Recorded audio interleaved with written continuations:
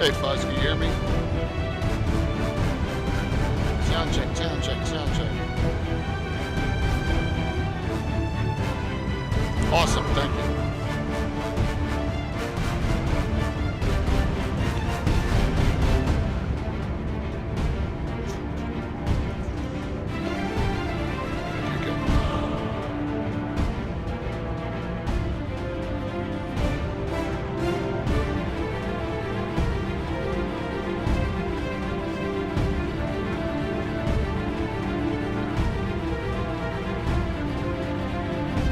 What's up?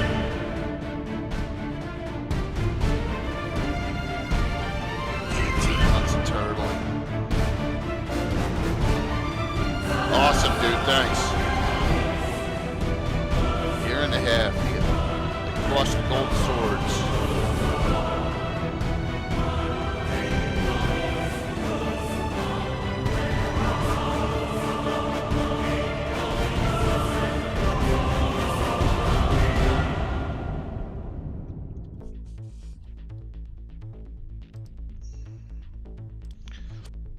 Sure, but you had the flying Michael Baton sword after the, before that, I think. Yeah, so of course we don't give out no non-stinking magic here.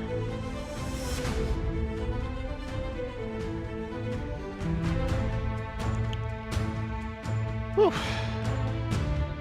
Tonight is languages, expressions, and glyphs. What a mix. Yeah, you got the you got like the crossed adamantite swords.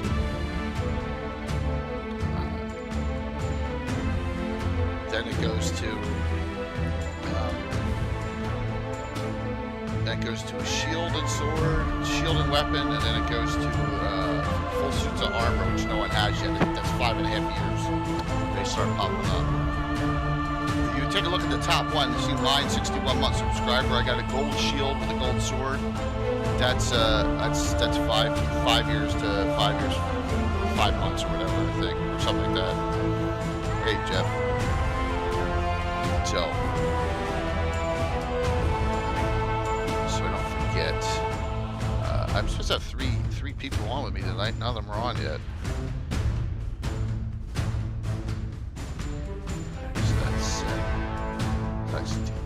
Giveaway.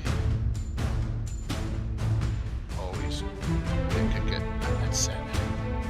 I'm not putting a shout out to everyone, and I'm so far behind. I'm only putting out the ones on the channels. So I'm not putting it out the personal ones. Just don't have time.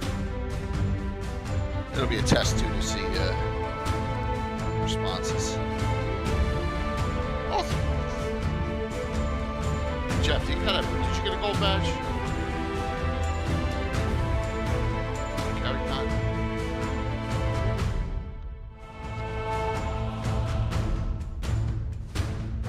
That's good.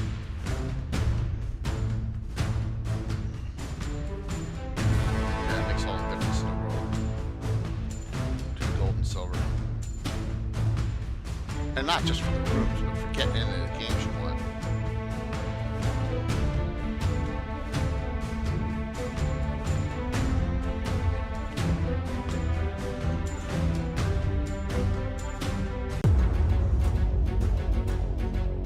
If anything goes wonky tonight, I'll blame it on. I had an update with XSplit and Zoom today, both of them. I'm like, you gotta be kidding me.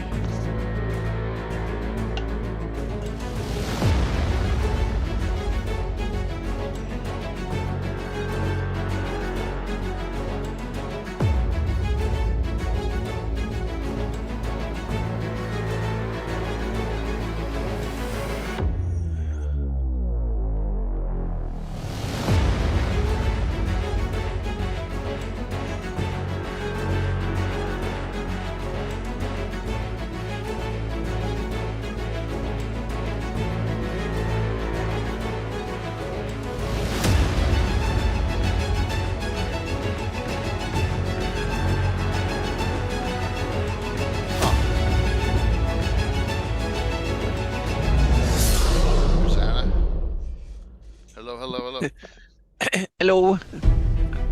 There we go. And we're missing some guests.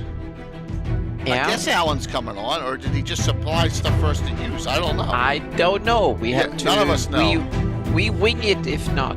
Well, yeah. I mean, I got all the I got the Earth journals and the dragons he shared, but I can't. You know.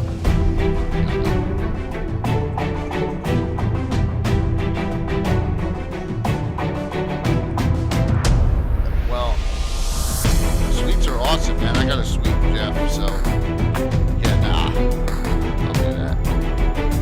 It's just a room.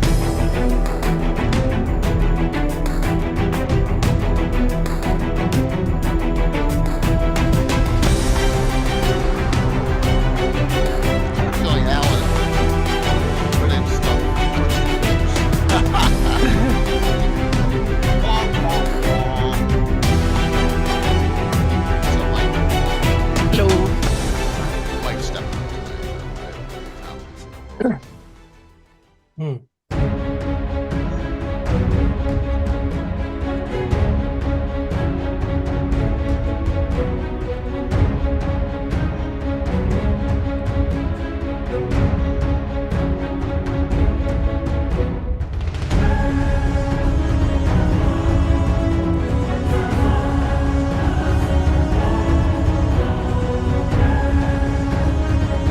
I'll make it short and sweet. I'll put in a couple because some people are dumb like Josh and they always forget.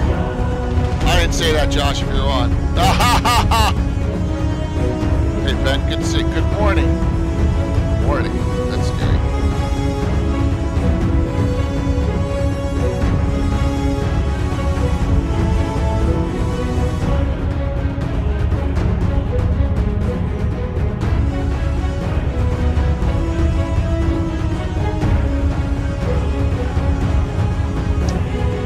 You guys both good?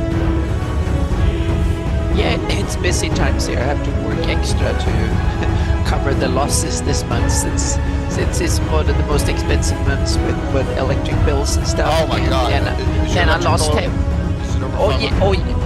yeah, well, I'm not sure what it is, but the last month was somewhere in those regions, and also that I lost half my income this month, so I need to cover my bases a bit. No, it's okay. It was the thank you. It was a Kickstarter that a Patreon that screwed up, and it's something that half the money disappeared. So yeah, it's not that I lost the patrons. It's just that they screwed up, so I didn't get the money, or only half the money, because their payment processor was kind of going. So what over, happens now? I mean, do they? I don't know. I hopefully they will fix it for next time. We'll see. Yeah. I hope so. Yeah, we'll see. I think they will fix it, but it will take a while. It will slowly fix it because I don't think they can back out of it that quickly. But it will probably be better, but not recovering fully. It will take some time. I sent it just to a couple people because I just don't have enough time to send a personal message out. Banana. Yep. So it's okay. Just busy times. Yep. Yeah. Same here. How you, Mike? Good. And it's we have 100 degrees and we have high humidity, so now man. it's drying up again. But we had a tropical storm this night, so we had to go out and everything was blowing around, and it was like a hurricane outside almost. And we rarely get any wind, so everybody was like, oh, all the stuff is blowing around and stuff. That was like at 4 o'clock, and I was already up working, and I had windows and doors open, and all of a sudden they slammed shut, and it was rain a bit, and it was stormy and stuff. So, but it was beautiful when I took my morning walk run this morning. It was gorgeous out, so that was good. Yeah. Cool. Yep. So it has its benefits, but we rarely get any wind. So everybody thinks, oh, it's a storm when there is like a little bit of rattle in the leaves. So, and the thing is that nature here is not used to everything is laying around loose because we don't get much wind. So when we do get wind, it gets bad, and all the trees are tumbling and whatnot. So yeah. Yep. Coming alive. What time is it? 5 minutes early. Hey, Rob. Yeah. 5 minutes early is good. Hello. Because we're gonna go over some stuff real quick. Yep.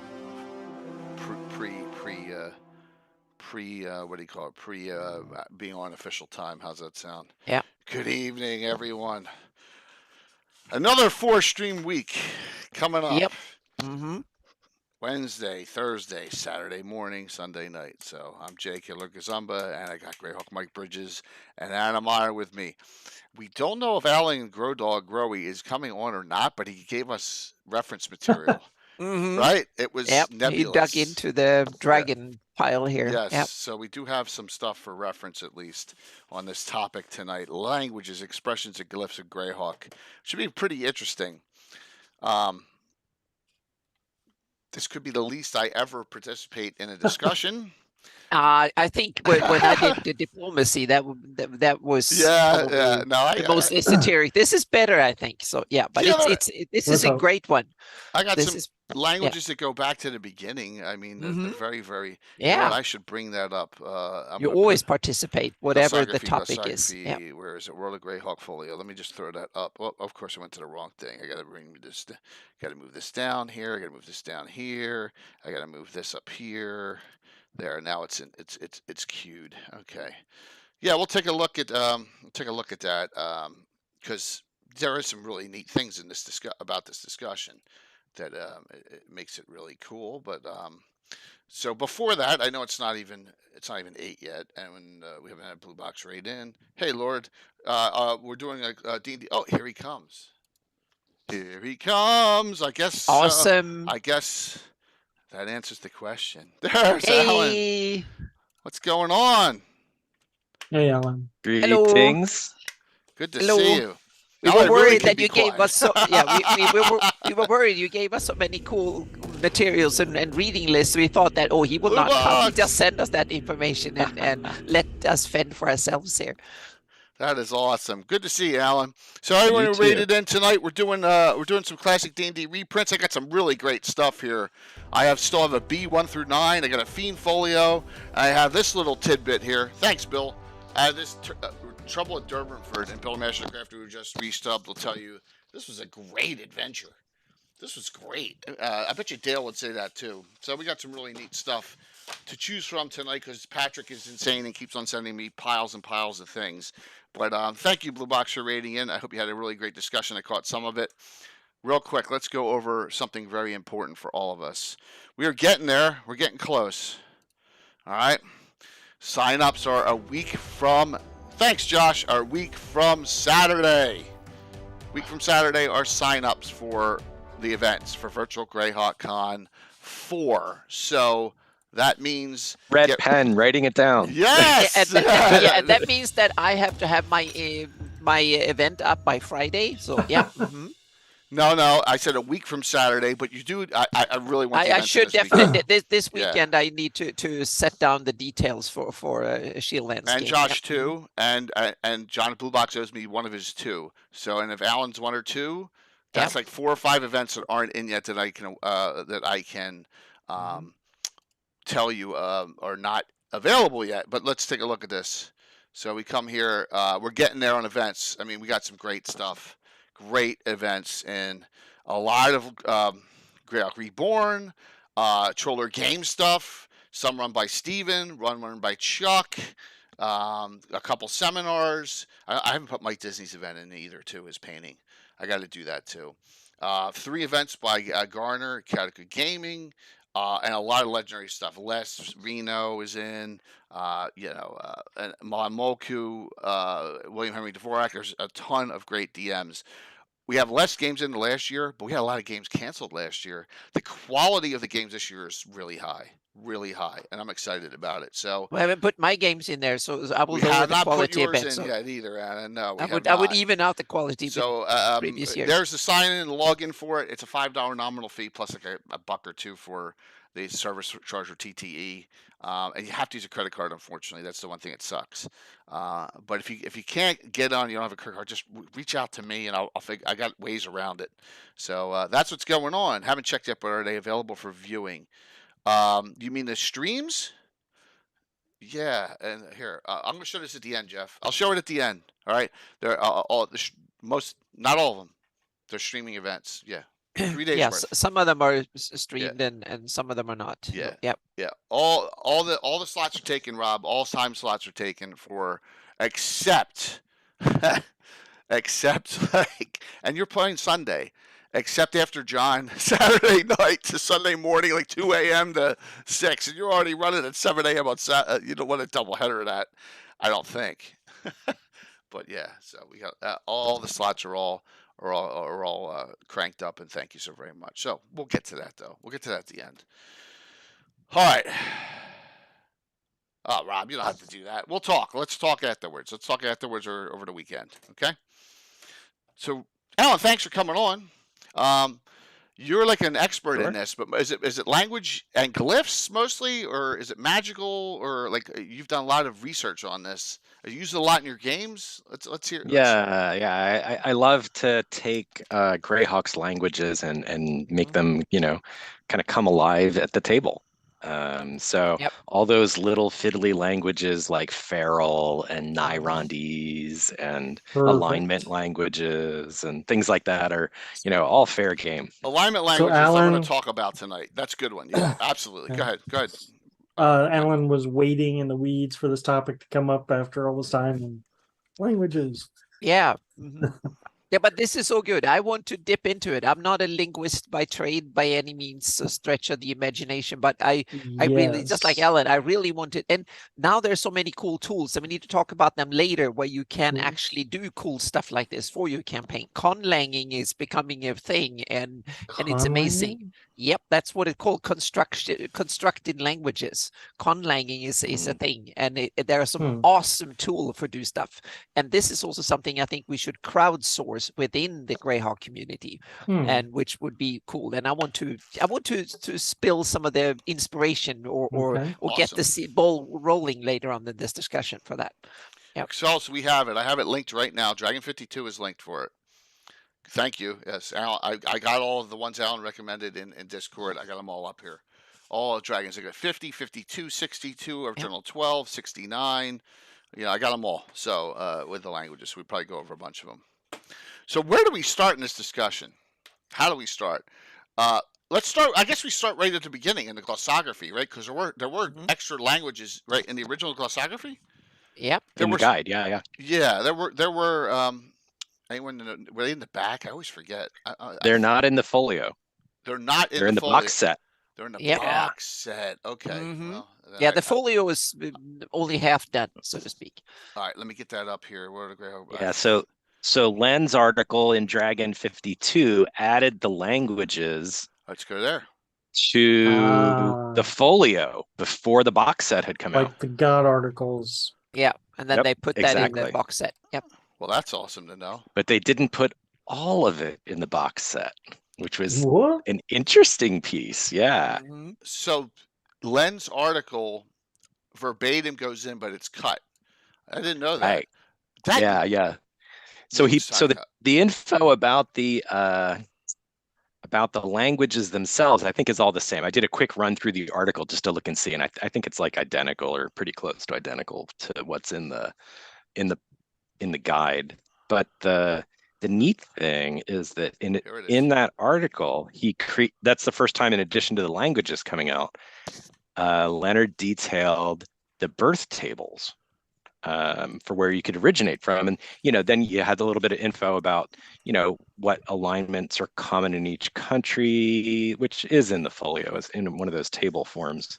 Yeah. But he also includes a chart, or not a chart, but a description for each country that gives you the chance for different new languages to be appearing there. So like in Yaz, it says on it would be on page 22 in the PDF, page 20 in the issue. Here it is. It says in Yaz, the languages you'll encounter if you roll on a percentage die roll, will be common if you roll 8 to 100. But if you roll 01 to 07, you're going to see Flan on an 01, Back Clunish on a 2 to 6, and Oridian on a 7.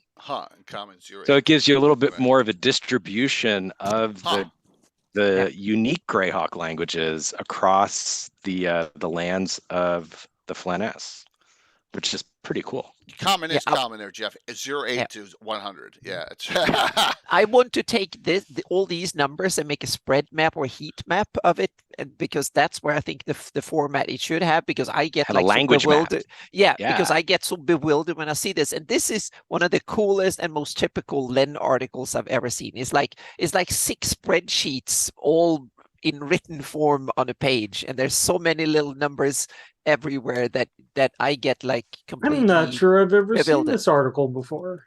Yeah, I've seen it. I'm It's reading, on- I'm looking it over, and it's like Yeah. brand new to me. It's cool. Yeah. so the great thing about this is, or not great, we never discussed this with Len when he was on 40 episodes.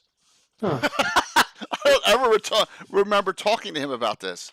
But you did talk to him about his skill system, I think. Yes, Right? yes, Yep. yeah, we Yeah, did, and yeah. I think this language rules that he has in here are kind of a part of that skill system. Yeah. Hmm. Yeah, he's the king of the table making, right? He loved Oh, to yeah. make tables up and put a lot of chance in the game, which was cool. And then you could just, you could always just choose, but it gave you the Yeah, listing but of everything that was available in front. So Yeah. This article is so much Len that is like, wow. Yeah. yeah. So I notice down here, Lendorian, it doesn't appear in the box set. Fruz does. Nyron D's does not either. Mhm. No, they're in the box set. Are They're they? there. They're there? Yeah. Are they? I think they are. At Wait a least minute, they've been so mentioned are you in sure they're not- later. Yeah. I think that the glossography originally had some stuff, because I remember Keolandish I knew in 1980 existed, so I think the glossography does have. Oh, yeah. So the folio might mention some of the languages, I Yeah. guess, in passing, perhaps, Right. but they're not described. That's what I'm thinking about then. Okay. Yeah. That's right. Yeah. So okay, very cool. So So thank you, Len. so Len wrote this and they put it right in the 83 box set, which is great. I mean, that's Yeah. awesome. So Sam Weiss says he did a distribution chart. Whether you still have it after all these years, we'll have to find out. So please note, But everyone. Living- Exclamation was- point. Go ahead. No, go ahead. Yeah, I was going to say the Living Greyhawk Gazetteer picks up from the 2 sources and they go through a bunch of them. So that one, I think it's a really good list of languages in there too. I don't think that one is incomplete as well. I think they skip over bits there too, but yeah. But it takes most of them in. All right. So how about this? So I know Fruz, like we got Fruz in there for all the barbarians. We got Volandi, which I'm assuming is for the rural language. Nyrondese, Feral, which that's a secret language, right? By Iron Leg. Alan? What after this? Right after this Len thing? What did you? Have you developed anything or something that came up? Oh, look at that aftermath. I'm sorry, I got transient right there. Came up. So, anything come up that you utilize beyond these languages, or in your game, like you make Bekluni languages, or just say, look, there's a secret language. I know about Undercom. We're not talking about Underdark. We're talking like, is there something that the Scarlet Brotherhood uses? So, Irondese is their Von Moku. I'm just curious. Yeah, I think there might be. I think the Living Greyhawk might have detailed some stuff about the Scarlet Brotherhood from a language point of view too, if I remember it. Maybe some Sul dialect, if I'm remembering that right. Very cool.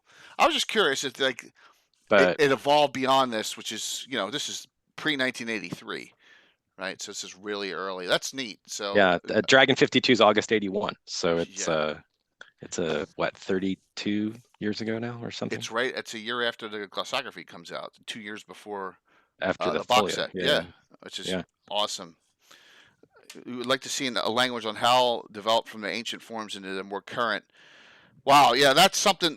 Well, we do have one in an Earth Journal on that too. Kiowa should be primary. I'm just reading out loud what people are saying. Primary tongue of the Sheldomar Valley, and it's a melange of Shul and Rin.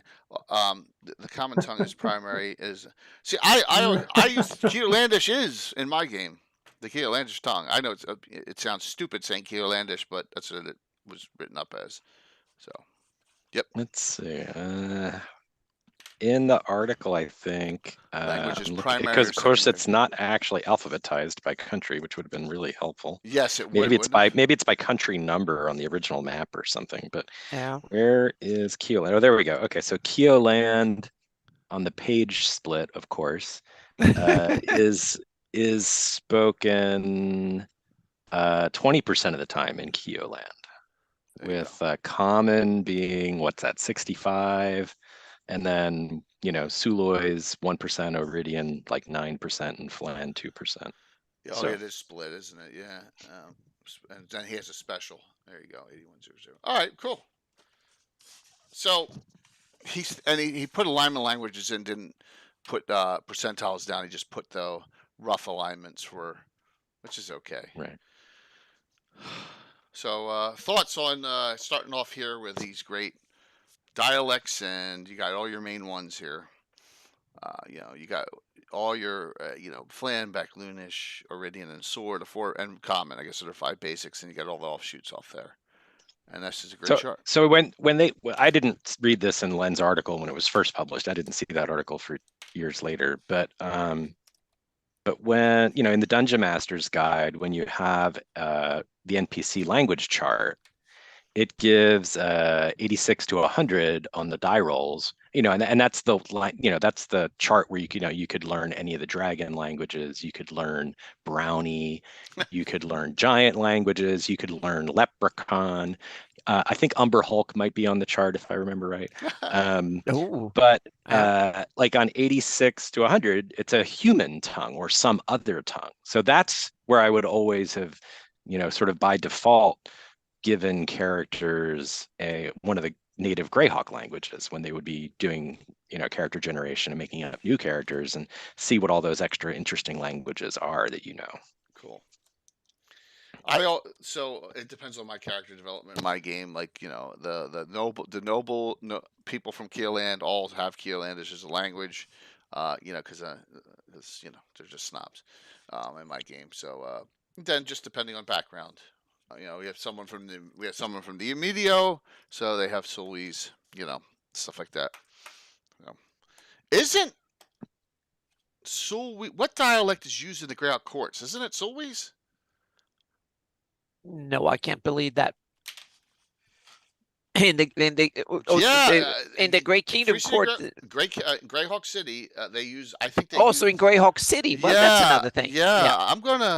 I thought I remembered my that. guess would be that they use common, or they use maybe they use the older form Iridian, like that old Iridian. I'm a little I've skipped it. They have ancient Sulwys also, and then they have old Iridian and stuff. I have common in my campaign is the new form of Iridian that has a lot of Beclooni and Sul influence, and I call it common. That's the new Iridian, the language of the Great Kingdom, so to speak. And then I have Iridian, that is the original old Iridian, so to speak. And then you have Sul that in various forms because they kind of fell apart. So the Sul have the Scarlet Brotherhood language, and then you have Frusti, or the Cold Tongue, that is another form of Sul. So I try to change the name so I understand it a little bit better, so to speak, because they're all ancient in or half of them in the table. So I try to change them. I have alternate names. I put in the original names too, so I can make sense of how they're developed, so to speak. According to Samwise, that sounds cool. I am correct. They use Sulwys in the courts. Okay. Which is really crazy. Well, not crazy. It's like you still use French in diplomacy. You still use Latin in medicine and science and German and stuff. So you still have in the real world there's some interesting linguistic choices here and there that are still lingering in certain areas. Samwise says the city uses ancient Sulwys as a rather absurd over-projection of Latin terminology in English language courts. Makes sense. Mm-hmm. Yeah. Very cool. It's used for exclusion. So the common people wouldn't understand the it. courts are use that language, and so you can't you can't have commoners coming in there and defending themselves. Yeah, maybe the courts in Rossi's and the cities in the Great Kingdom, maybe they used old Iridian, so to speak, in order to have the common people not understanding what what's going on, and the lawyers and the legal people that they kind of kept that to themselves, or the legal books and Thanks, documents John. were written in ancient Iridian or Rick old Iridian or Rose. something. Yeah. Rick Rose. Yep, absolutely. Well, that just came to mind. I just like bing, like the light bulb went off. I think I remember that from somewhere. Oh, Yeah. is that Sargent that wrote that, or someone? So no, it's not from well, Gary's. it could have been. Well, it could have been the second book. So it's a It's either Sargerism. Niles or Sergeant Rose. Flip a coin. Yeah, the Sargerism. It's one of two. All right, so, Alan, I know you gave me some original dragons. Should we go back to the earliest one? And talk about like some language development, or what do you think is the best way to proceed here with this? I don't know. I thought it was 52. What's that? Pardon me? There's something earlier than Dragon 52. Yes, there is. There was, yeah. So I threw together a couple kind of sets of links of things. I think Lens was sort of the earliest Greyhawk specific one. The 50. In Dragon 62, Ed Greenwood talked a little bit about writing forms and stuff with his scribe NPC. And then way back in the Dragon number 3, there was an earlier version of a scribe NPC class as well. Nice. So that's probably the earliest one, along with some there were several language discussions about Empire of the Petal Throne in the early strategic reviews and early issues of Dragon as well. And I didn't even go there for those because they're so in depth and not Greyhawk. Let me see if I can. All right, so I have the article for if we get to Glyphs, which we should. So if I go to Dragon 60. Excuse me, sneeze. Okay, great. Where's my Dragon 60? You said 60, right? Or did you say 62. 62. All right, Yeah. I had that one. I was like, "Where's 60?" Oh, look at that! One of the iconic covers. Yeah. So, and something Ed did. This is pre-Forgotten Realms publication. And I think 62 might have been the one that had the first pages from the mages in it too, if I remember right. The Grey Dragon. Oh, yeah. The pages from the mage. There's the Grey Dragon, and please note the Grey Dragon is not a Greyhawk dragon. Oh, but it's irresistible anyway. Yeah, it is. Yeah, absolutely. And the Steel Dragon isn't either. We had that. All right, here's the Scribe by Ed Greenwood. So thanks, Keith.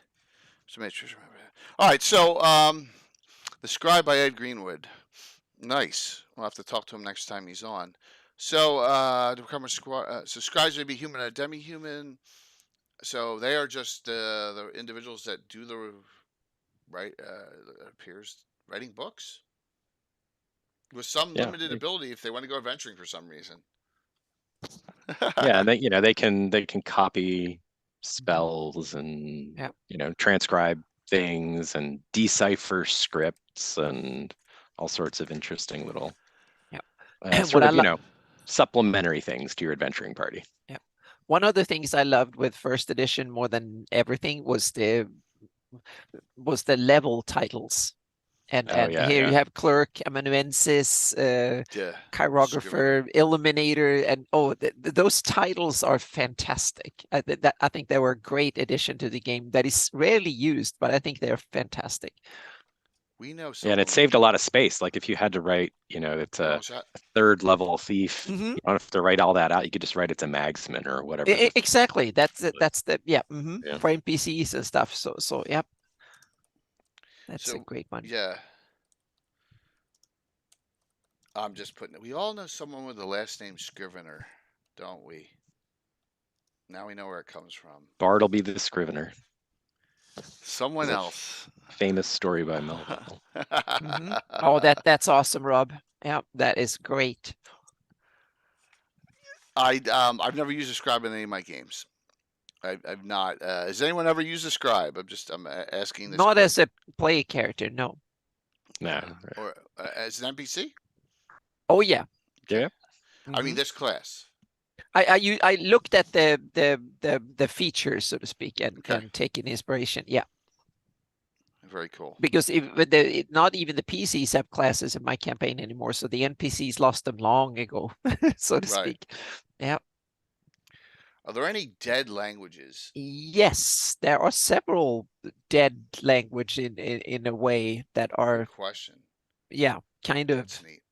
Yeah. All right, I got 50 all pre-set up for glyphs, and we go back here to 52. Kind of. Yeah. So talk about stuff that hasn't made it to the present day in Greyhawk that you know of, language-wise, or talk about like, are any of the languages waning or waxing right now that are in that original Len list? Well, the Flan was kind of waning for many years, but in my campaign it has a resurgence now again. Okay. But that if you read the 576 books and stuff, they were kind of really marginalized. They were kind of on the fringes and not used much, but then it's coming back. In my campaign, it's coming back a little bit. But also the original Sewell language is almost dead, so to speak. It seems to have been supplanted by modern versions of it in the Shildamar Valley and the Scarlet Brotherhood and up the north and stuff. So yeah. I thought Sewellese was the official language of the Scarlet Brotherhood. Yeah, but it seems to so they are the only caretakers of the Sewell, so to speak. So but I don't know how pure, and that's I think something that up for scholarly analysis. Meaning, do the Scarlet Brotherhood, do they use the same old Sewell language of the original Sewell Empire, or do they have another version of it? And then we have all the Sewell offshoots in Emedio and Hepmona land and down south too. And there you have the Amedi, for instance, is one of these offshoot languages. So the Sewell seems to be prolific. Sewellese or Sewell language have kind of evolved into multiple ones. It's like English in the real world. If you go 500 years from now, you probably have 4 or 5 or 6 new languages that are based from the old English, or like the Latin language that from the Roman Empire that became 4 or 5 or 6. Evolved. That's how languages do. Like the old Germanic language is now 6 or 7 Germanic languages in Europe, and the Latin language is now multiple languages and stuff. So and then they merge again, maybe. Yeah. Gary says the Silent Ones are keepers of Sewell language too. Yeah. So very cool. You expect Scarlet Brotherhood Sewellese is the ancient Sewellese the way church like? Yeah, probably. Yeah. I have one that is almost died, and I think that is very soon to be dead language, and that's Rovan. The Flan version of that the Rovers of the Barrens speak. Yeah. That is almost going extinct, I think, thanks to IUs and others. So, yeah. Did you create that, or is that? No, I wrote it. It was I read it in one of the articles that was referred to here. So, yeah. Oh wow, awesome. Yeah. The Iridium. You know what? It just occurred to me as you're saying that I don't think the Rene are called out as a specific language, but I think they have their own tongue as well, don't they? Oh yeah, I might have been the one named it, so to speak, but it was they had their own version of Flan, so I named it Rovan. So just to so that was my naming convention. So not very. Rovan. Not very inspirational, but it was like, so I needed to give it a name. So in my linguistic list here, so Pardon and the my grouping. ignorance. So, Are the Rennie in the glossography in the 83 box set? Or are they in the Free box set? And what language do the Rennie speak?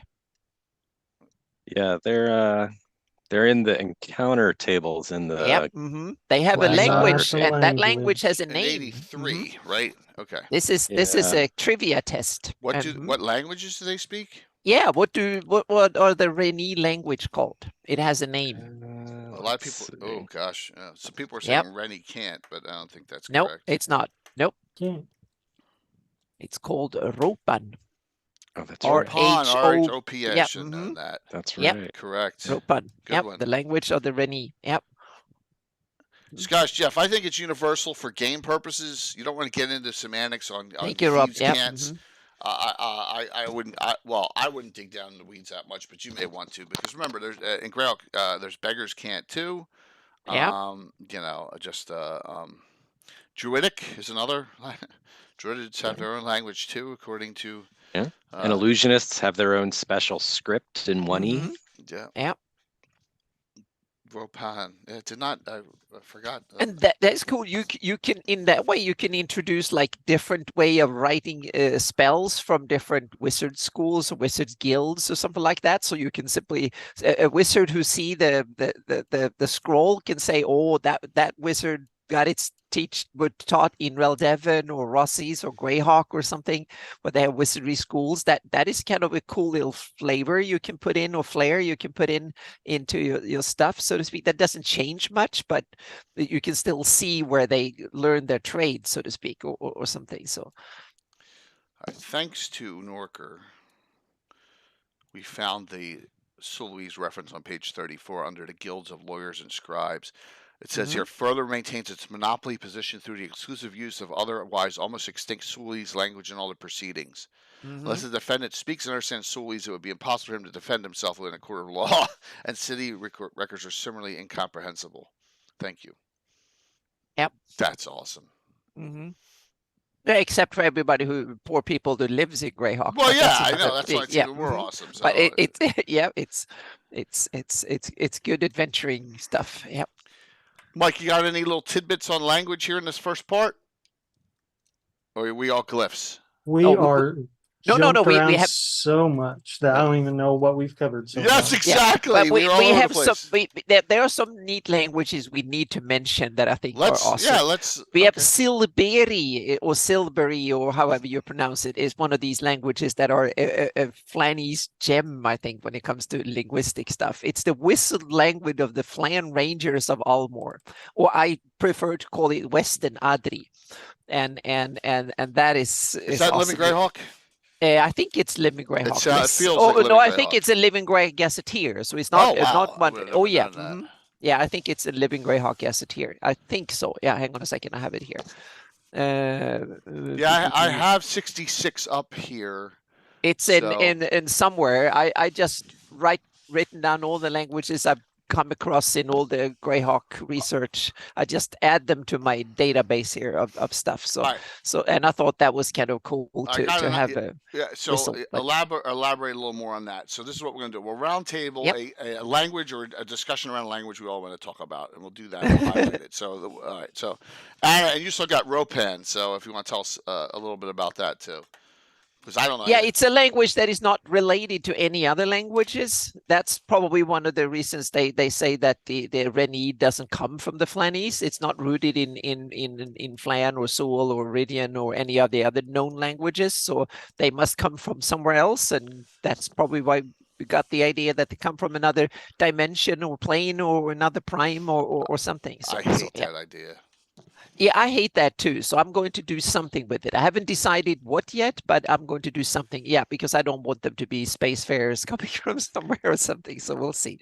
But it's interesting but in the real world, we have some forgotten languages that no one really knows where they come from too. So there are precedents. Yeah. So maybe and ones that don't really have a strong connection to other language, like Basque doesn't have a connection to other languages, and there's a few others like that. Yep. So we have leftover languages, and they might be from a time where there were lots of languages before, but these happen to survive or something. So yeah. Yeah. So the discussion going on in chat right now is Len says common is Iridian and Sully's. Where the original says it's Becluni as well. Right. As well. I think it's all three probably. Well, yeah, but yeah, with a lot of. You said well. Yeah. Sorry. I'm trying to get into the head of the writers then, or the editors. So the Suloi is supposed to be a dead language, effectively. So if it's in the common, I think that kind of keeps it alive. And so by extracting that and putting it in the Backloonish, then at least it allows you to be able to communicate with the Backloonish lands. And then, of course, most of the rest of the world is Iridian anyways. Gary says Len's article is a mess. It is. Everything, Yes. everything's a mess, Gary, from if it's from pre-85. Ars Well, Arcana is a mess. So and lens are they're all doubly messes. miss. Yeah. Yeah, exactly. Because remember, Keir Landis is already in Sully, so it's just Mhm. yeah, a mixture of yeah. It does say that with a mixture Yeah. of backloaders. All Mhm. right, so it's all Yeah. three.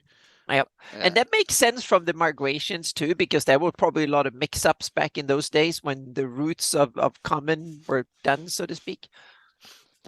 That's cool. I mean, there's so and this is a good discussion because we're gonna hear a lot of bouncing all over the place on Mhm. ideas and all. So, Mike, you got a language or a topic on language or expressions which fall into languages you wanna discuss? Yeah, good. Yeah, there's.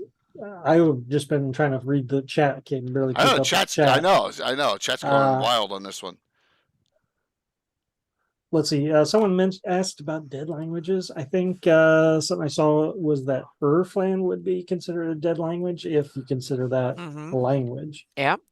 That Like, some of those Flan cultures, would have had to have had their own dialects. yep. They weren't just all Flan, the same Flan that Maybe is spoke today. Suleiman and the other ones had their Yeah, own languages back in yeah. the day that are So that gone. I Yeah. guess that depends on what is Mhm. Urflan. Yep. So there's probably a lot of dead dialects, but I don't know about these primary Yeah. languages. Okay, good point.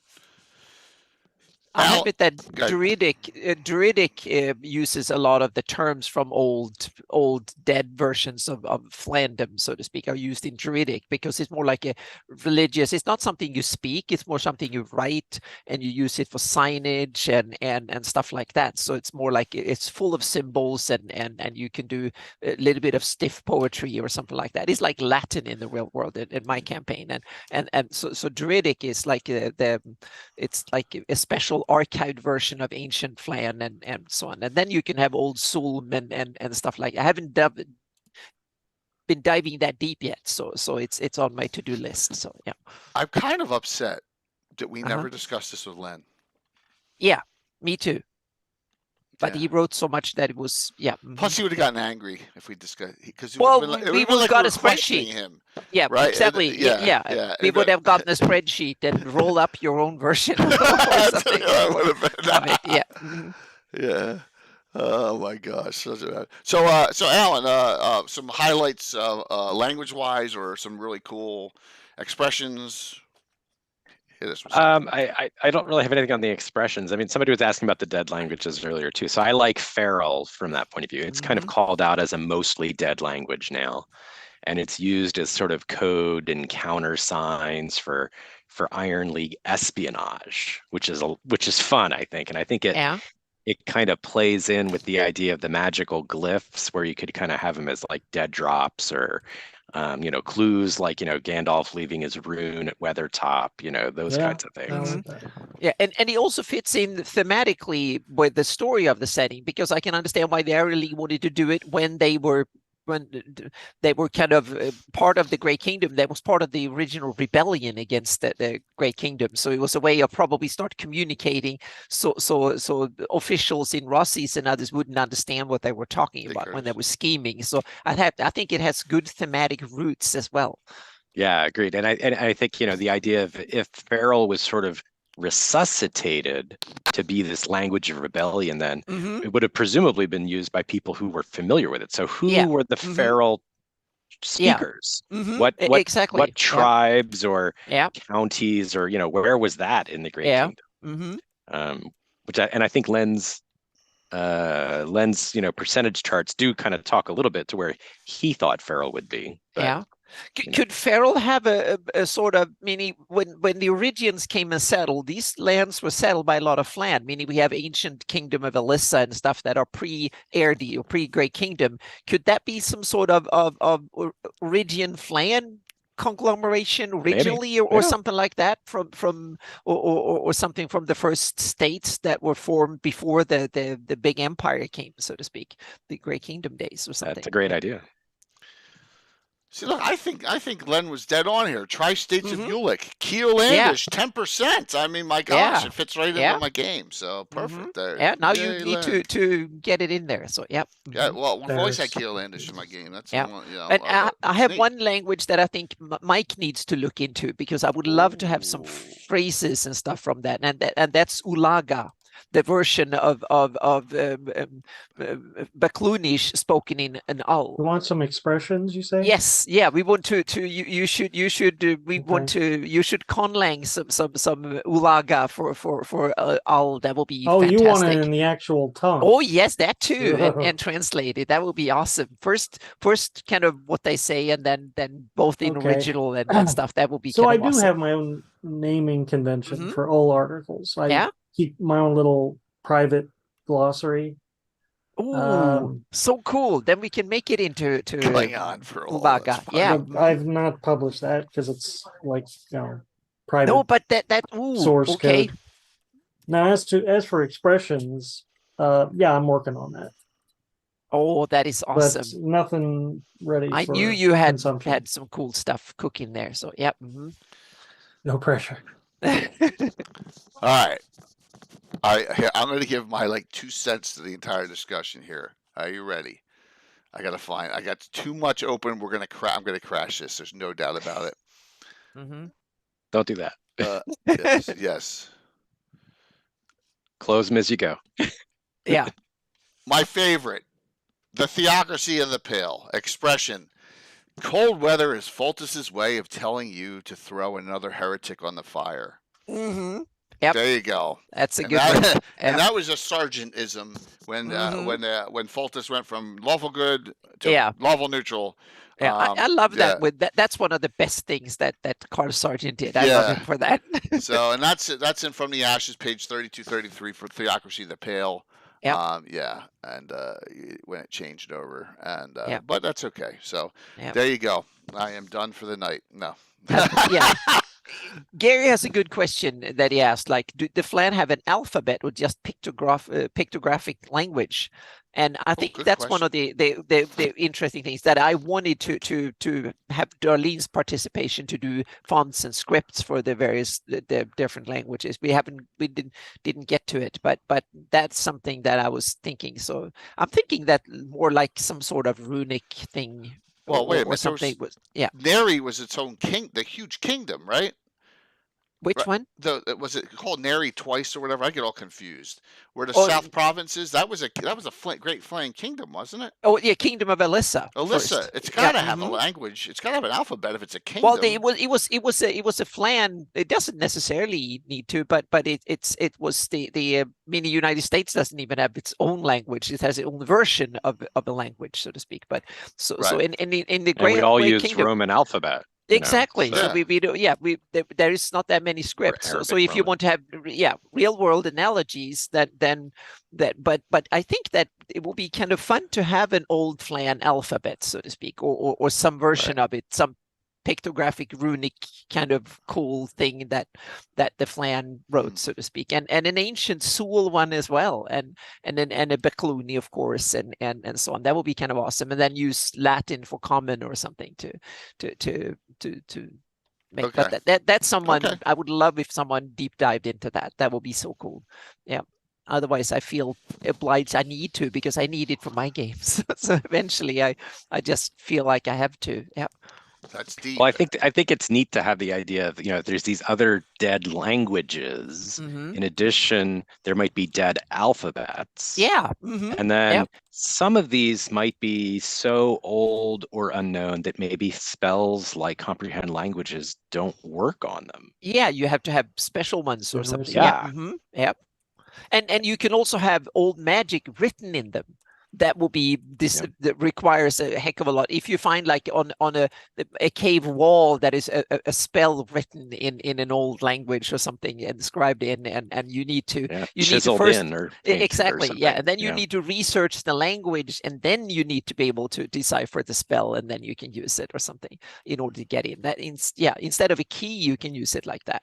Instead of finding the key, you have to find what the language, and then you have to, and somewhere you can find the Rosetta Stone in some library or something to figure it out or something. Yeah, and that's like why that. you need to go track down one of these scribes Yep. or a sage who Yep. knows this ancient alphabet or language or whatever. Yep.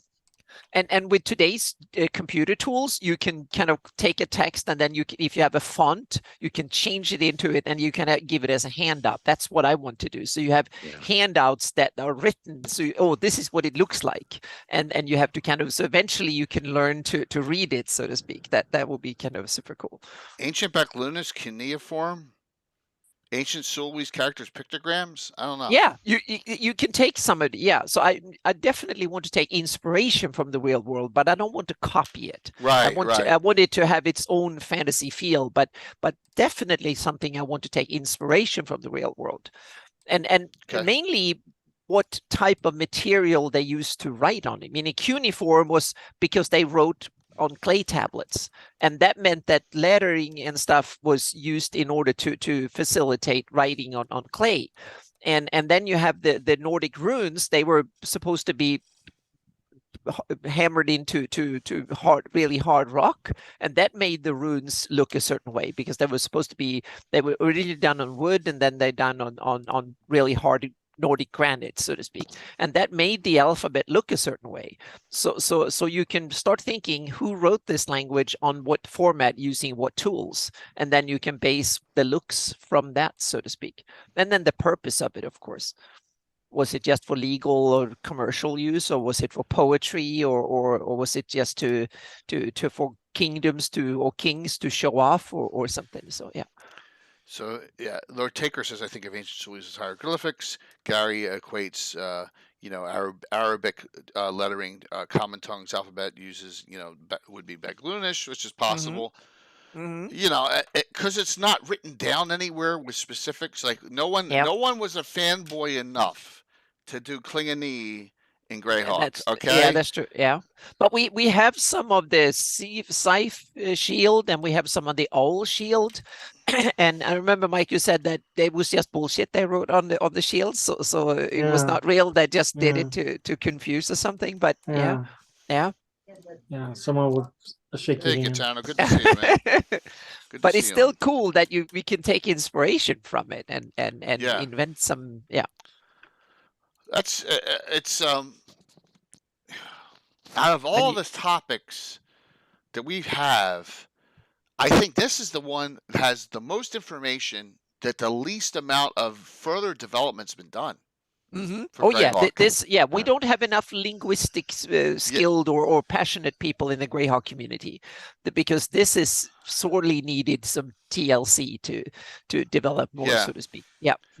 All right, here's my question, because we haven't even discussed this. Sylvan Elves, Grey Elves, High Elves, Grugok. I know, and talking about for Valley Elves, same language, different dialects that can understand each other. What's your thoughts in Greyhawk? I think Elven would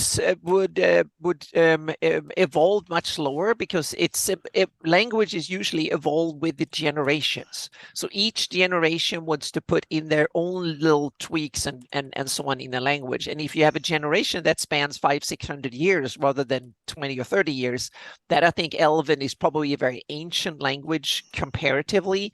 That human languages don't evolve on a much faster scale. So I think that Elven is much more unified than the human tongues and others, and Dwarven also compared to human languages. So I think that the Elven languages are probably much more the same all over. But I would say that the Valley Elves probably have their own version, depending on, and that's something you should tweak with what's your story of the Valley Elves, and then you should bring linguistics in to support that, whatever story theme you choose for them, so to speak. So let linguistics play into it. Are they tied? Were they in elves that joined with Old Flan back in the day, Ur-Flan, or were they some other offshoot? Did they get demonic influence or whatever? So or something, meaning that there's endless ideas that you can use, or many different ideas, and let linguistics tie into it. Meaning, is it Elven with infernal or or something other cool, abyssal or something put in, or is drow elven with abyssal and undercommon in their tongue? Yeah, true. Meaning that there's some Yeah, cool but- stuff you can start thinking about, and if you want to run your own deep campaign, you need to start thinking about this a little bit, and start, where do you want your drow to, what do you want them to speak, or do you want to, that might be awesome resources for that already. You can just import wholesale and use. So, any thoughts on that? And let's expand that maybe to there's different dwarves, Yeah. gnomes. What do you think Mhm. there, Alan and Mike, on demi-human, and also humanoid languages, orcs, Yeah. orcish. Mhm. What do you think?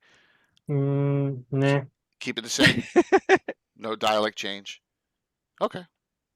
not maybe just between undercommon. The like deep Thanks, John. gnomes, regular gnomes. Okay. Yeah, I definitely separate Elvish and Drowic. Yep. But I think given the different flavors of elves, some of them are called out in the monster manuals as having different dialects or languages. I think Yeah. Sylvan might be maybe a separate version of than Elvish. Hey, Yeah. mythical. And certainly the Grugok and Valley Elves, Yeah. of course. Mhm. And I Okay. want to have that what the language Sylvan that I probably imported in from Pathfinder back in the day. I want to have that. That's the Elven version of Elvish that is spoken by Grugak and more like the Wood Elf type, so to speak. So that's the even more Fey inspired than regular Elven, so to speak. And so that is a different version of Elven. I have it in the group of Elvish languages, but it's a separate language that then are spoken by other of their creatures, like pixies and various other creatures that live out in the Fey inspired forest, so to speak, and it's their way of communicating with each other, kind of thing. But that's my choice in my campaign, so you can kind of tweak it. Yeah. I'm going to exclude Valley Elves, but I was hoping to, see where the thoughts went on this. A lot of people are giving different things, but I see like elves as between a Sylvan and a Grey Elf in my game. It would be like UK, US, still English. Mm-hmm. Yeah. There may be some terms they use differently, but I think that's where I would go. So, did I just see someone reference Night of the Comet? Oh my gosh! Night of the Comet. Yes, yeah. That's the one where you want worse than yeah, Tail. You mean Tail of the Comet? Oh, Night of the Comet's a movie. You mean Tail of the Comet? Night of the Comet's that movie where all the stuff sprinkles on them as they're watching the comet and it all disintegrates everyone. Yeah. You mean Night of the oh my gosh, Valley Elves, Tail of the I thought it's bad. Yeah, one of the best movies ever. I don't know about that. Now the chat for is going on. Elvish, I always go back to Tolkien, and steal from Tolkien liberally whenever I'm doing that. So I'll go in and mine some of the Elvish root words and the language stuff in the Silmarillion, and there's other books that are even when it more comes to like dictionaries and stuff for Elvish, like you can do Klingon and stuff too. Yeah. These third edition books, Races of the Wild, and the other books, they have this one, Races of the Wild, that covers elves and a few others. It actually comes with a way of building your own Elven language. So there is and since this was the era when this was Greyhawk, this is third edition. So this was Greyhawk was the official campaign. So when I've used Elven names in my campaign, I actually take the inspiration from this book, and it is kind of Tolkien-ish, but it's definitely not Tolkish Elven. But so if you want to have something that is originally for D&D and elves and from the era of third edition, then this book has a lot of list, and they use parts of words, so you can put together like suffixes and prefixes and so on. So you can build words and stuff. Really good for Which book's place that in? names and stuff. Races of the Wild. I don't have And, that. and there's there was great Races of Stone and a couple of there were like 3 books I think that covered all the major cool. PC races, and I think they all have languages in them. So they're really cool. So there's a whole bunch of pages in here with languages for see if I can find it. Gitano just put. I remember Otto Preminger and Rankin Bass's Hobbit. So what else were German in early games? Yep. That's so See true. That's awesome. See if I can find it here. Kobolds speak with a French accent. Yeah, Kobolds here. speak like the French guy from Monty Python and the Holy Grail. Yeah. Hmm. Yeah, so there's a couple of pages. Oh, wow, Some okay. pages with I don't have that parts book. I'm of gonna have to words, check that and out. yeah. So you can either Nice. just roll a percentile die to make it up, or you can use these to in order to. So there's by no means complete, but it's a good start, so to speak. If you want to have a D&D based Elven language, I can recommend that one. Nice. Okay, let's see. We're continuing this discussion here. Are we to Mike now? Mike, what do you got? Oh my god. Let's talk about some expressions. Yes, that's good. Awesome. I love it. So I don't know if Curtis is here, but he's been working on some holy, Knights of the Holy Shielding stuff, and there's a few good ones for the Knights of Holy Shielding, which I hope he's up on that. So there's like sure as a shielding oath. I don't think I've ever used that.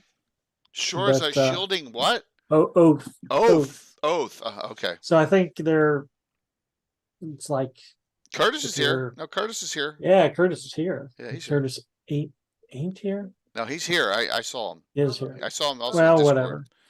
I guess that's when someone's questioning your loyalty, or maybe whether or not you're trustworthy, and he's you're comparing someone to the Knights of the Holy Shielding. In that case, Yep. Another one is "May the axe grow great." That's another direct reference to Hieronymus. That's a good one. And the Knights of the Holy Shielding. It's probably just a general greeting when they see each other. I also like that because it firmly roots that axe, Hieronian axe thing in there. It's nothing about swords. Ran like a holy shielding knight, according to Gary Holian. Mm-hmm. That was a living Greyhawk thing. You Nothing else. You guys are rough, man. Mm-hmm. How about may the odds crushed like crit wall? Yeah. Mm-hmm. Yeah. May the odds be ever in your favor. I'm sorry. I had a brain fart there. Yes, cool. So Holy Shielding Knights get a bad rap. Yeah. Gary, that's awesome. Yeah, it's got great sounds like Viagra commercial in the planet. Whoa, that's it. Oh, that's my awesome. Gosh. Yeah, holy speed bump. Yep. That's what the Hextorian priests say. Yes. May your 2 arms turn into 4. Mm-hmm. Mm-hmm. Yeah, there are no. There you go. Historian saying. Yeah, hold on to everything. Yep. Mm-hmm. Wow. Neat. So, Mike, where are those from? Well, Marklands? They are from. Oh, 3rd edition. Oh, yes. 3rd edition Greyhawk Player's Guide. Great book. No, that's a late second edition. That's late second? Yep. Player's Guide. Oh. This is a great book. Late second. This is a fun book to read. Mm-hmm. It's not very big, mm-hmm. and there's a ton of info that's in this book that you don't find in other. Yeah. Before or after. Exactly. Adventure Begins and the Player's Guide are fantastic books, both of them. Right, yeah, so they came out very late. Okay. Yeah, they came out in late, running up to 2000, so 97, 98, 99, something like that. I Yeah. thought that one was. You're right. I thought that one was the player's guide. No, that's the. I'm thinking of Yeah. the book that Skip brought out. Right, that Yeah. small. Yeah, that was terrible. It was Yeah. just a small Oh yeah, these rehash. came out in those years just leading up to third edition. Yeah. That was when there was the Greyhawk revival came out. They were excellent. Production values were fantastic too. So okay, that's great, Mike. Great ones there. Yeah, Gary Yep. mentions I spit on the old one. That's on Mhm. those Yep. Living Greyhawk t-shirts. I know I have one of them. Are there any expressions that Joe Manganiello didn't create for Death Knights? I'm just kidding. I'm serious. Are there any Death Knight expressions or to kill? Were there any Benador ones, Gary, you made? I don't recall from the article that there were any. The Herald of Heck. That's awesome. Cold Iron of Value. I like that. That's good. Yeah. Mm-hmm. I like that one. That's good. Yeah, so when you hear Ed Greenwood say "well met" or something like that, just know you can come back at him with a whole page worth of Greyhawk expressions. Oh, I need to read that one again. Yeah, I forgot That's about awesome. that again. Yeah. Mhm. Absolutely. Oh, a 989 version. Okay. And yeah, Cold Iron of Value might be a good one for the fighter types. Until the Star Break is another good one if Yeah. you're saying bye. Nice. That's good. They're really good. All right, so Alan, what do we got, man? What fun things, little tidbits here and there, or something? I don't have a ton on specific expressions. Look, we can go back to language I've too. been I've tried to kind of give like kind of standard benedictions to different priests and things that they'll say, like as sort of a greeting or a farewell, that kind of thing in some cases. But I couldn't find any as I was digging around for them to have it at hand. So okay. It's as far as like for me, I have all these specialty priests, but we never got into it to the point where we had those like holy blessings that were unique or the a certain incantation. That would have been cool that we did, but we never really got to that point. But if someone had for each deity an incantation or two or a saying or two, man, that would be a great chart.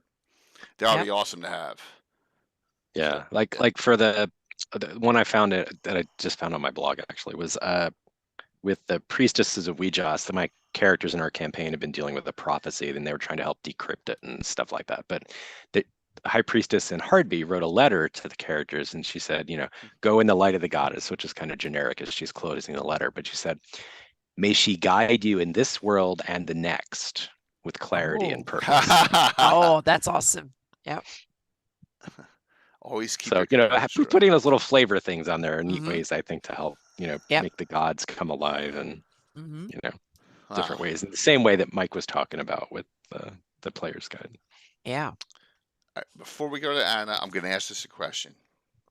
Alignment language. What do you think about it? And you think it's stupid or, it's archaic in the game? Let's hear it. The way I've used alignment language is that you get a basic understanding that person, the way that they person speak or their body language and stuff, that you sense that they are on your side of things. That's how I've done it, so to speak. You can have a basic idea. If you're good, you can have a basic idea, even if that other person doesn't speak the same language as you or any common language, you can still sense that that person has the same basic values as you do, so to speak, or something. That's as far as I want to stretch alignment languages. It's basically the body language and the same, but it's kind of tough. I even try to so I don't use it. I more less and less and less and less. I had it back in the early days. We took it literally and so on, and then we skipped it after a few years, and now I'm down to like nah. So I've completely abolished it. Yeah. I have it on my sheets, but it rarely comes up anymore. I think like lawful neutral versus say neutral and keck neutral. It should be like lawful neutral. Lawful neutral should be like saying do not. and then neutrals maybe don't, and then chaotic neutral is Great point. Yep. saying some other gibberish. Do whatever you want, or what in a more kind of profound or dirty way of saying it. Yeah.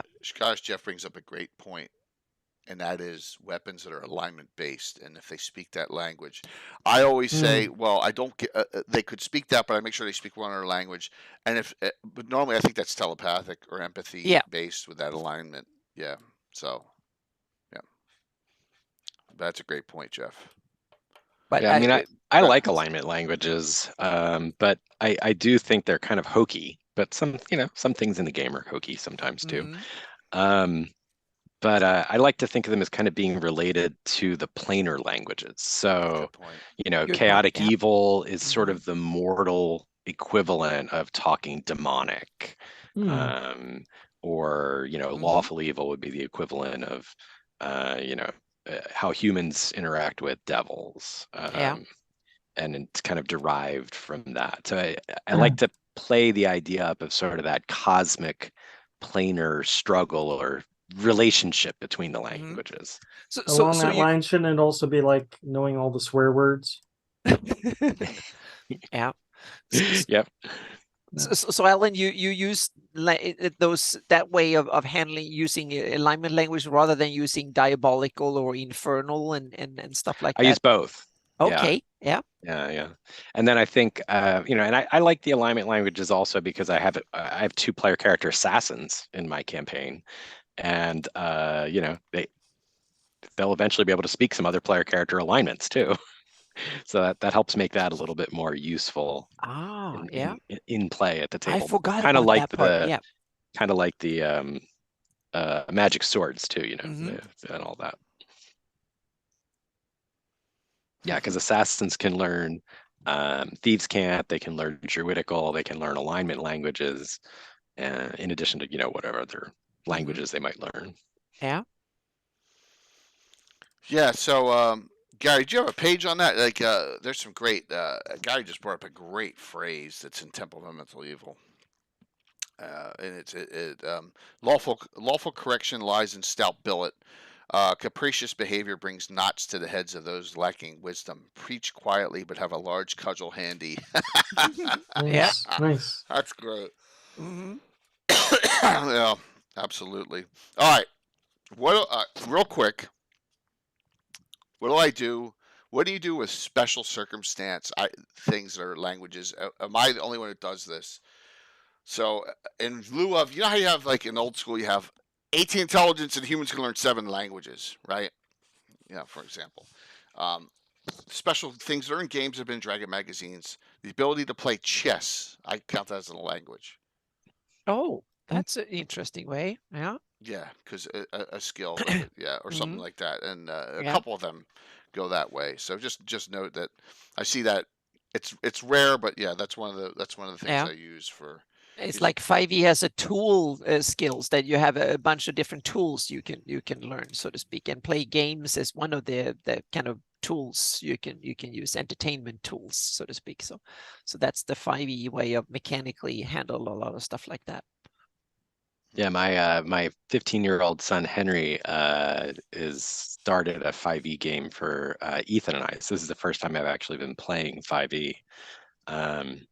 And some of the characters have the game sets that come with your starter kit and stuff like that. So the different ones have it's like the thief tools and the brewer tools and Fletcher tools and building tools and all sorts of stuff. So there's the whole list of them, and it's a new way of doing it, but I kind of like it. Yeah. And a lot fewer languages in 5e too. Oh yeah, they simplified it with no alignments. And I think also 5e is also the languages are more mechanistic and tied to the game rather than to the setting, because 5e has very little setting influences. So you have the races and certain monster types, and that's about it. So it's meaning Greyhawk is meaning we come from a setting where we have linguistics that evolved more like in the real world, so to speak. But 5e has very little of that in its native default form, so to speak, in the basic books. Yeah. All right, Anna, give us something. Yeah, we have another language that is a Greyhawk language that it's not forgotten in the setting, but it's forgotten a lot by a lot of Greyhawk players, I think, and that's the language of Ordai. Anyone knows where Ordai is spoken? It's the language of the nomads, the tiger and the wolf nomads. And for me, it's interesting because I want to have it as a mixture of Bakluni and Flan, so to speak. So it's kind of those early Bakluni that came up and some of the Flans that were there. So it's kind of one of these kind of a mixture of those two languages that kind of thrived up in the Northwest. Pretty How do you spell that isolated one? from us. It's Ordai. Okay. Yep. It's in the Living Greyhawk guest here. Okay. It's from there. So, yep. Because which one's the further one west? Wolf, right? Wolf's further. No, Tiger's further. Tiger's west. Yeah, it's west. Yeah. Tiger's noted as Baklunish, and Wolf is noted as Soul Iridian mix. Is that correct? I want to have them as both have Bakluni and Flan, but the Tiger are more Bakluni and less Flan, and the Wolf are more Flan and less Bakluni, so to speak. But that's just my interpretation of them, so to speak. Nice. Yeah, there's I've never delved into Living Greyhawk Gazetteer enough to know that there's other languages in there, which is really great that there is. Yeah. So it's kind of forgotten in the Greyhawk community, but it's kind of cool. So it's if you want to have it, and yeah. So I have it listed as a Bakluni group language, but it has strong Flan influences too. Okay. So it's ancient Baklunish origin and of Ordai. Yeah. The origin of the term Ordai was the original Tiger and Wolf nomad peoples when they were coming by. Ol said, "Get out or die."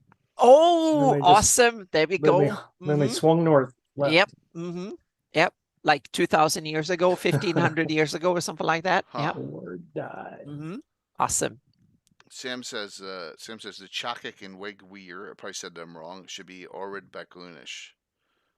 So there you go. Well, I think Ulaga is probably Baklunish word mix. If I had to guess. Here comes giant stuff. The Tiger are a mix of with Iridian and Flan, and the Wolf are a pure Baklunish. If I'm correct. Okay, so that might be. Yep. Yeah. So everyone's all over the place with that. That's good. Yeah. See, there's a little bit of differences in chat. That's the fastest chat has been in a long time. Yeah, I almost it's stopped tough reading tonight. This is a topic that we all have such need for in our campaigns. When you reach a certain depth in your gaming, you want this stuff. It's so you need it. So therefore, I think even if people like me aren't that talented in it, but we still want it. It's like music. I still like to listen to it, even if I can't produce it or compose it or play it. I still want to consume it. So and so much of what we do for role playing is, just adding those little bits of flavor or color, texture that makes something stand out as different. So being able to, kind of drop the equivalent of a Fremen phrase, into the game or something like that to, make the desert nomads cooler or whatever. Phrasing is great. All right, so we'll go to 9:15. Then we're going to go into runes because I'm sorry, glyphs, because I'm assuming we're going to have a lot of discussion on that as well. So if anyone's got anything here in the group to throw out on languages or expressions, go for it now in the next 7 minutes here. Let's talk about demonyms. Okay. Demonyms. That's another thing that Ian Brown really punctuated here. Awesome. So what I'm talking about is the articles under nomenclature. One we've seen thrown out a lot tonight is Nyrondese. And as Anne lists out, depending on who the author is, or I guess in game terms, what perspective you're from. It could be Nayron, Nyrondes, Nyrondel, Nyrondel, Nyronders, Nyrondians, or Nyrondish. Yeah. So pick your poison. That's and don't get it wrong. Point. because they'll spike you if they Yeah. don't like it. Exactly. And if you come And to the so- next town or the next count or the next Yeah. barony, they say it differently, and Yeah, you so get hanged pick a from. country on the map, and Mhm. you could probably find 3 or 4 different variations on the demonyms of the people who live there Yeah. in different Oh, writings, like Mhm. Flan, Flanay, yeah. Flanish.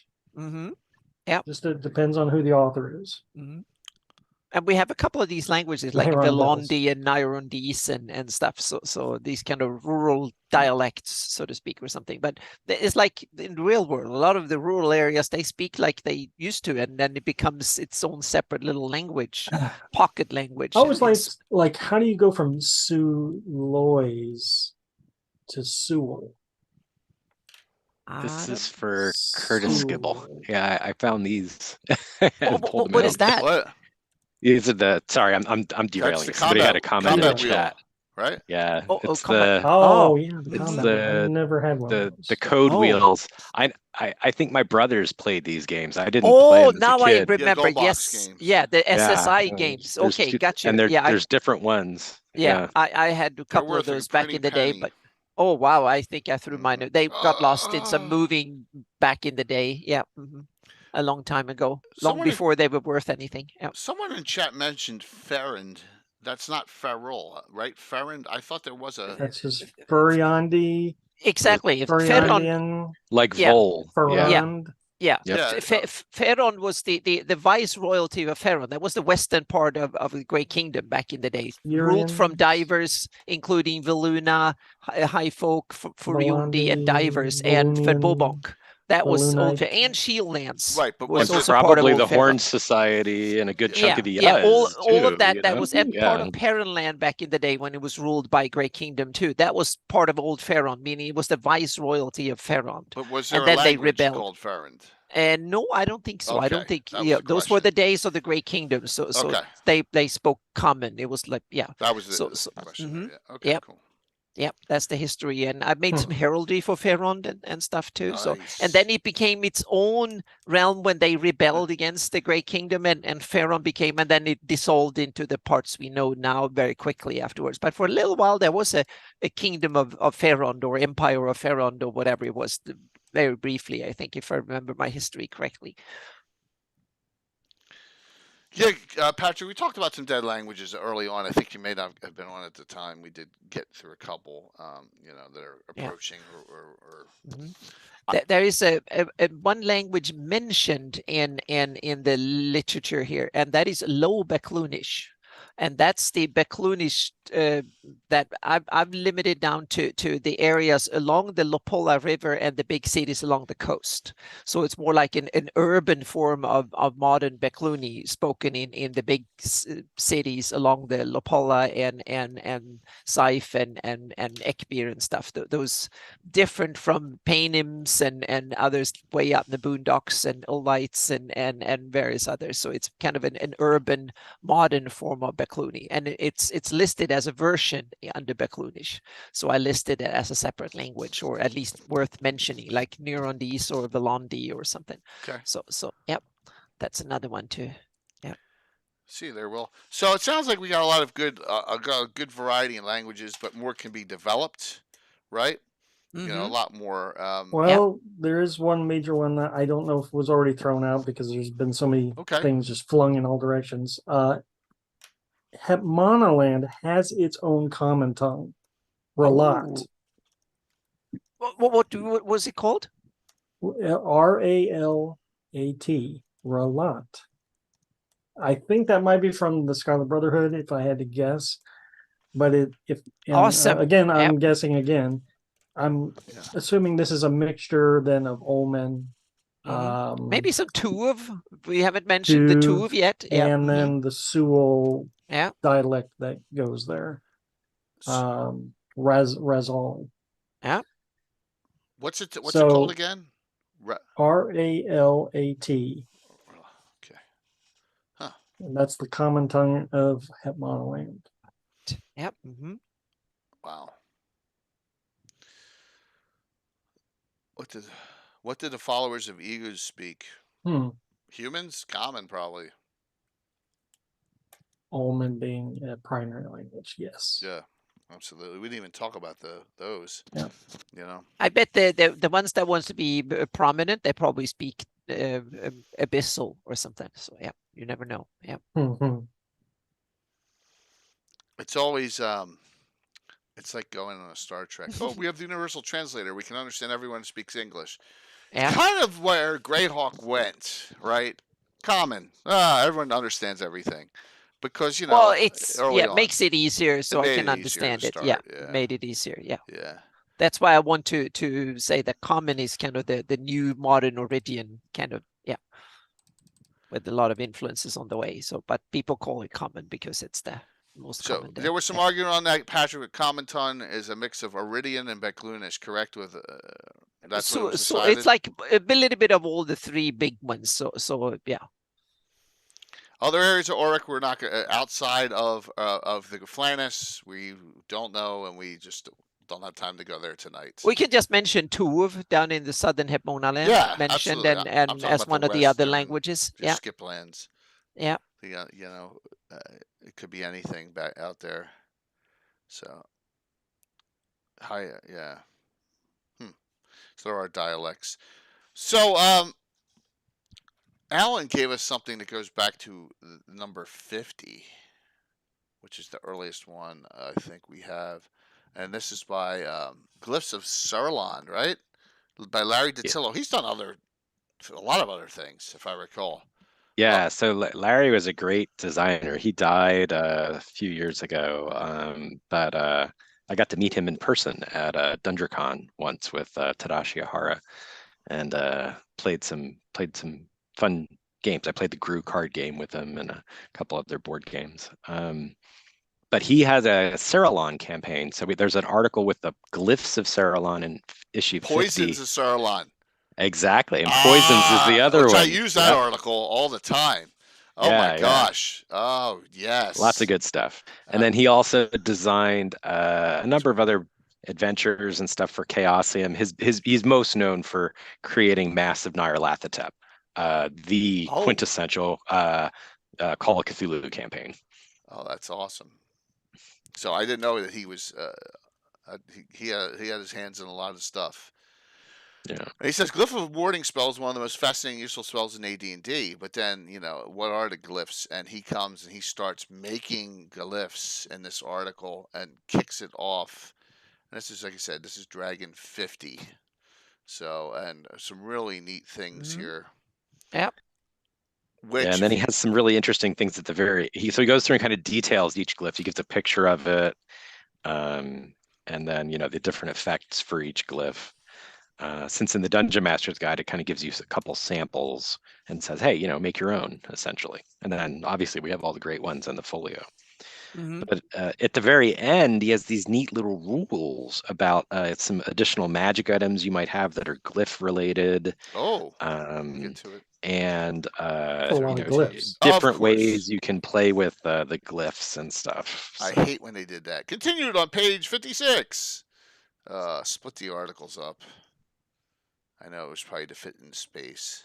Yeah, but I hate that. Do it back. It wasn't as easy to organize back then.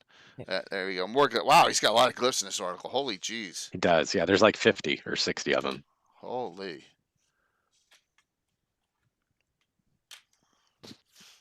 56, 57. All right, here we go. Rings of glyphs, possible and magic items, glyph books, glyph scrolls, rod or staves of glyphs. There we go. Excellent. General list. Yeah, so it was after finding this article back in the 3E era that I created a spell that would let you basically kind of take a rubbing of a glyph and kind of lift it off of the surface it was on, that you would then kind of take it and kind of preserve it so you could study it later or see what its effects were and things like that. That's cool. All glyphs affect both man and monster alike. All glyphs have an effect but once, except for the 3 demon words. So, and he says here to Von Moku says Larry DiTillo created He-Man. I didn't know that. Yeah. Wow. That's amazing. I mean, he created the. That's awesome.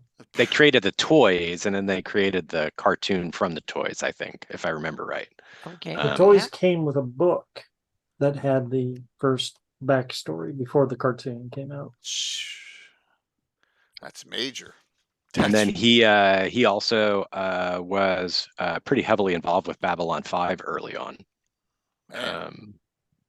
And he did a lot of work in Hollywood in general. He did the game stuff for Chaosium when there was a writer's strike going on at the time.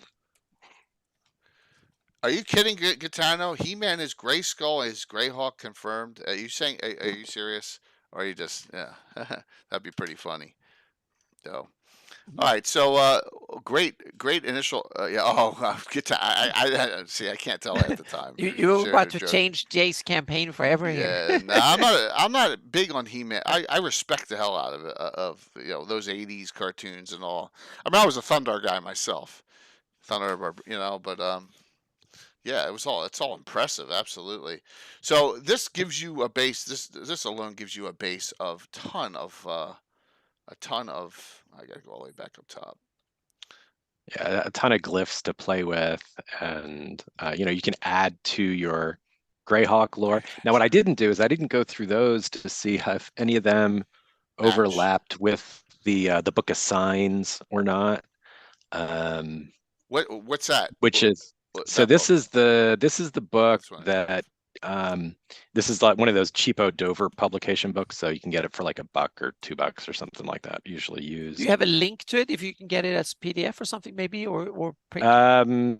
It's probably a public domain. It might be on Project Gutenberg. I'll look. Oh, okay. Yeah. But it's got different symbols in it that actually were used in the revised versions of the book, the runes in the box set. Oh, okay. In many cases, so they do change in different spots and stuff from version to version as well. Awesome. Alan, what is your use of runes in your game? Oh, I love them.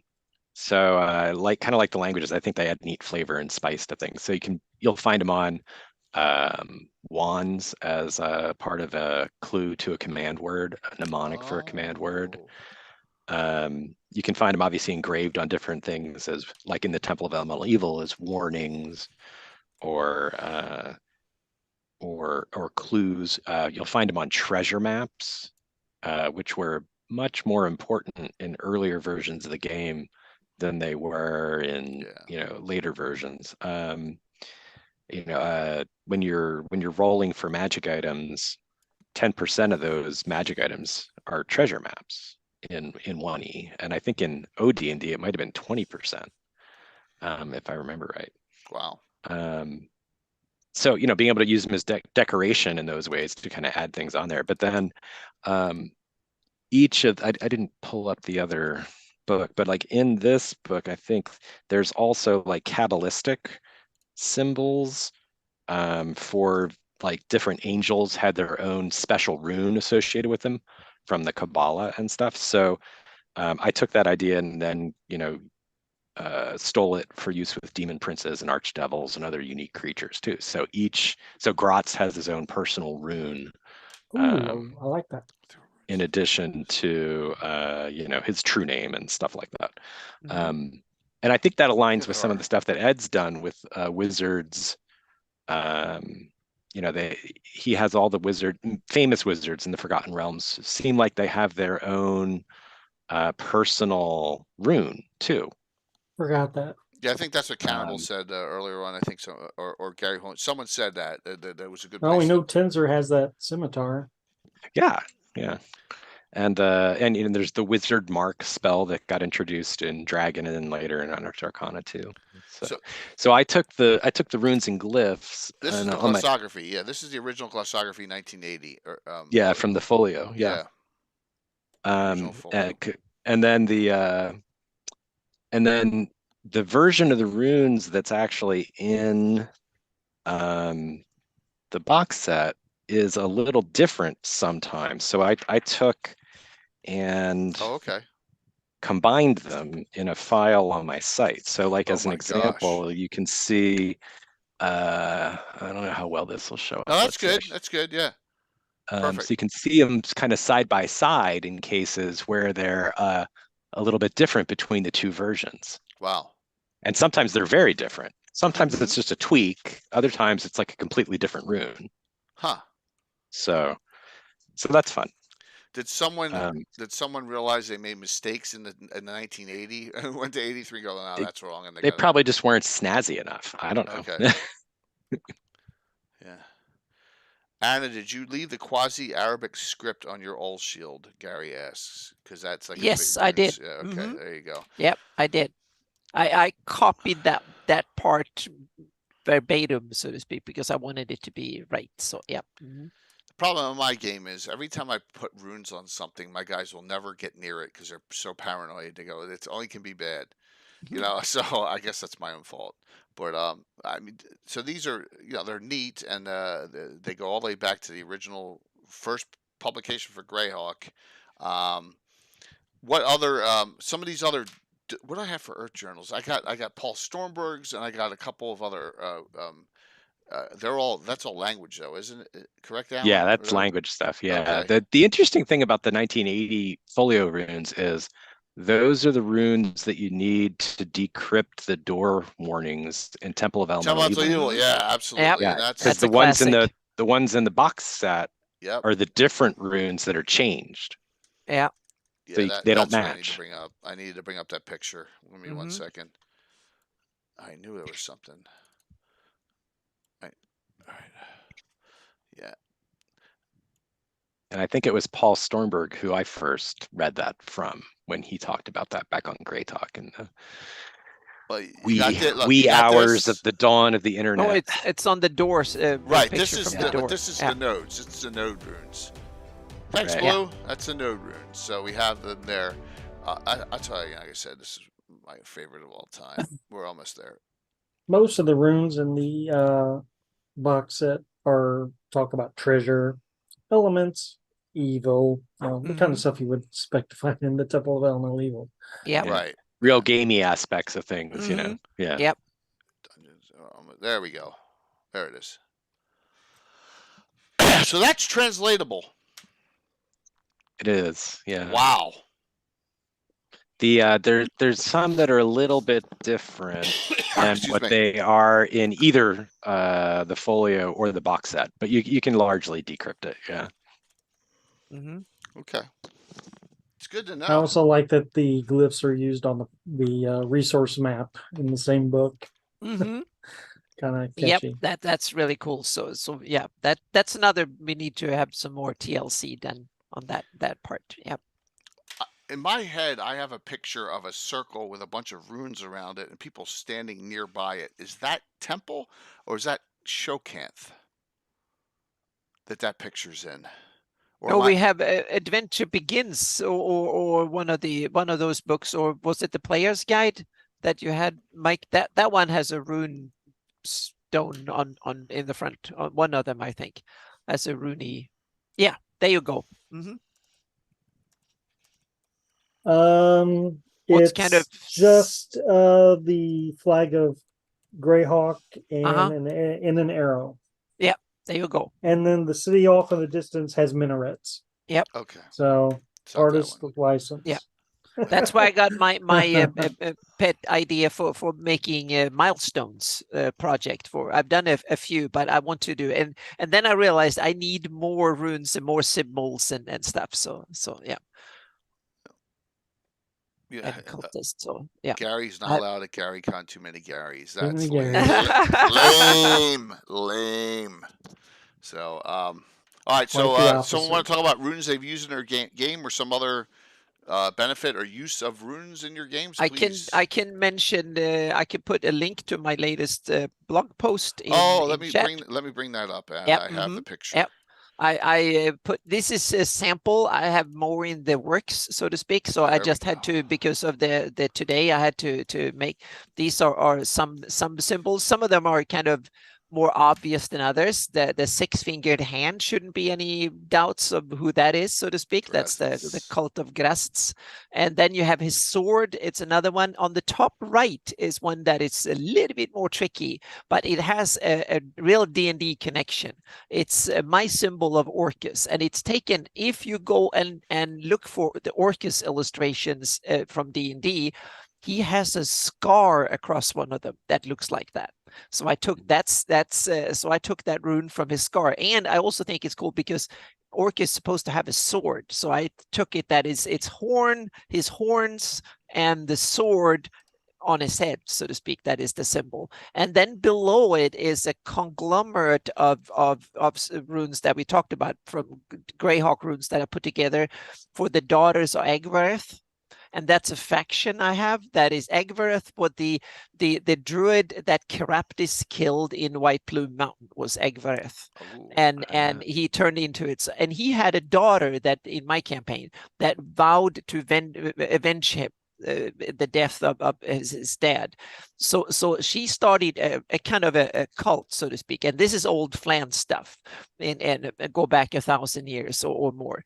So she started, and since Caraptis is being reborn every generation, so she vowed to always have cultists that will kill him every time he's being reborn. That's their motto. That is their symbol. And it's the symbol of fire and a bunch of runes. So decipher it, and I put those things together to make the symbol. And the symbol is also double, because below it you can see the symbol. It's a black berry with a fiery belly. As the symbol of that cult, and they also wanted to have a simple rune, so to speak. So they put it together from Greyhawk runes. I'm going to write up the story of the daughters of Egbereth, and how they tie into the Moxlick. I didn't put the Moxlick symbol on here because that's another one that has Greyhawk that is taken. But you can look at the old Ayu's shield, and there is the snake that bites itself in the tongue. That's my old Moxlick symbol, and I didn't bring it in today because I didn't have time to do it all. But that's another one I want to bring in. And then we have a couple of a new one in the list at the beginning. There is a bunch of that goes out from the center. That's Killinan. I made a symbol of Killinan that is made up of swords that goes out in every direction. Oh, okay. So yeah, it's like the 8 of swords from tarot. Yeah. Mm-hmm. Yep. So it's swords sticking out. So I just put it in the middle, and there's also a superficial just Orcus too, because you have the real head of Orcus. And sometimes Orcus uses the symbol that is kind of a silhouetted head with the horns, just to be more impressive, so to speak. Yeah, So I made a version of that. So there's many, meaning this is not the only. I just made up my own version. It's being done many times over. So yeah, there's nothing new with it. And there's a bunch of at the one left of the Orcus at the top there with the triangles and stuff, that is my symbol of Caraptis. And it's Caraptis that it's an old Flan style symbol, very simple with just basic, and it has arms and legs in every direction, so to speak, because he spans time. He's everywhere, so to speak, and he spans time. So I put that in there. And at the bottom left is my symbol of Vekunis. That's the rune of Vekunis, because he wanted to tie into he wanted to appear ancient and imposive and stuff. So he chose a rune for himself to put on his book and stuff in order to. It's poor branding. If you want to be really cool, you have to have a brand, and you have to have a rune. So he invented one and put theirs, or stole it from somewhere. We'll see. I haven't decided on all the backstories yet. And then we have another one that is tied into Caraptis, because Caraptis has a personal. That's the one in the top row. But if you want to be an evil overlord and run your evil empire from Tostenska, you need something that is a bit more kind of dreadful, so to speak. And that's the bottom in the middle, to the right, at the bottom right of no, that's on the left side of it. There, in the middle between. No, this one. That one. Yes, that is the symbol that Caraptis used for Tostenka. That's an evil Mason symbol. Yeah. It's a version of it. Yeah, it's a version of it. Yep. It's I took it. It's definitely it's inspired by some various nefarious symbols in history, so to speak, that I took it. It's a three-edged edged trident and a double triangle and some other stuff. So yeah. I think it's awesome. Now, Yeah, this is great stuff. mine are very basic and very comical, thanks to Anna. Here, I'll Uh-oh. show a couple real quick. Thanks to me, have I? Oh yeah, Anna, come on. Uh-oh. Yes, I got one with a yes. I won't dwell on these too much, but we have symbols like this. Oh yes. We have yes, 2 drink minimum. I mean, the coins of Greyhawk Yeah. are on there, which is iconic. But that's a Greenwoods group. I did that for Josh / Rinkaru, who is over from his Discord. So there you go. That's 2 drink minimum. And then I have some, and this one is a rip. All right, burn me at the stake, everyone. The Dark Brotherhood. We got Heisei, the God of Evil, and Leviator. I got 2 symbols that are used for 2 evil deities that are Finnish gods. So Finnish gods existed before Greyhawk deities. So please note my caveat there. And then lastly, who doesn't love a lightning bolt on a shield? There you go. And it took Anna hours to. That one was because you wanted that particular lightning. I so wanted a real lightning bolt on there. Yeah, yes. and you had it was kind of a very difficult graphics to separate it. I had to trace it and stuff. So it was a long time for that one, the Lord Page. So there you go, some of mine. But those are really cool. Mine are more fun-based campaigns where yours. Oh yeah, mine campaigns are no fun at all. So if you go into my game, don't expect fun at all. Yours are like in depth into. Oh yeah, they're gloomy, dreamy. Yeah, if you're not born Scandinavian, you will suffer in my campaigns. Look at that. Troy's got those too from the cheering. But one of the things that I most like on my symbols here is the grasped sword one, so to speak. That is 10 different AIs and 2 hours of Photoshop. Yeah, and I got that together. And it's his wavy sword with a demon that kind of climbs it up, so to speak, with the horns, and he kind of climbs up the sword. So the sword has a demon built in, so to speak. So it's a composite of 10 different stuff and so on, and so it's a whole bunch of and some hours of Photoshop to get it together, and then some fire in the background and stuff. So I'm really happy how that turned out. It's kind of cool. It's available as a silhouette and stuff on if you go through the post, you can download different versions of it. And it's a black and white silhouetted version, and there's a color painted version of a lot of them, so to speak. So they're available, and I haven't put them on shields and stuff yet. So there's, and that's where they go. That's where they belong, because it's just the history of the shields. So I wanted to kind of put a little bit of more symbology into, and Orcus is actually part of my campaign. I haven't spilled the beans yet, but it's part of. He's in the wings in the background. Yeah. So all right, let's continue this discussion. Anything on glyphs, symbols, or languages we haven't covered yet? Alan, Mike, what do you think? Some really cool stuff. Yeah, just a lot of the same. I used glyphs in the games for a lot of clues and puzzles and things, and it's always been fun. Yeah. It's featured in probably a lot of my artwork, comics or otherwise, just because it's identifiable from the box set. Okay. And I've often, Alan's probably already made more, but I've often thought about taking around and doing more. I'm surprised I haven't. But it's up your alley. Yeah, more glyphs. Well, and I look at it this way: is that how many, there's only so many hours in a day to really get to work on a game or an adventure, right? And you're like, oh my God, I forgot to do this. I always go, I should have added this before it happened, all the time. And that's what I think. That's where this goes. So yeah. I'm going to put one more link in here, and that is for the tool Vulgarlang. It's a fantasy language generator for role players and others. I haven't used it much yet, but it has real cool potential because you can generate whole languages and you can define the structure and you can put in certain words and stuff, and then it will spit out a whole language for you. Wow. And it's an amazing tool. It has a basic version you can use for free. It's like a freemium thing. So you can use a lot of the features for free. And then if you want a full shebang, it's like $20 or something, and you can get, it's like a one-time license, and you can unlock the whole shebang if you want to.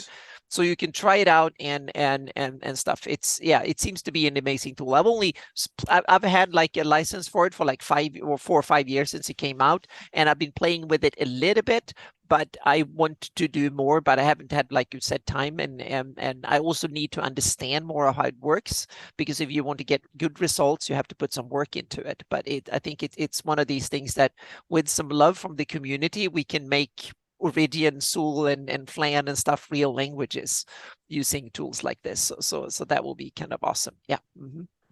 So let me follow up on that and piggyback.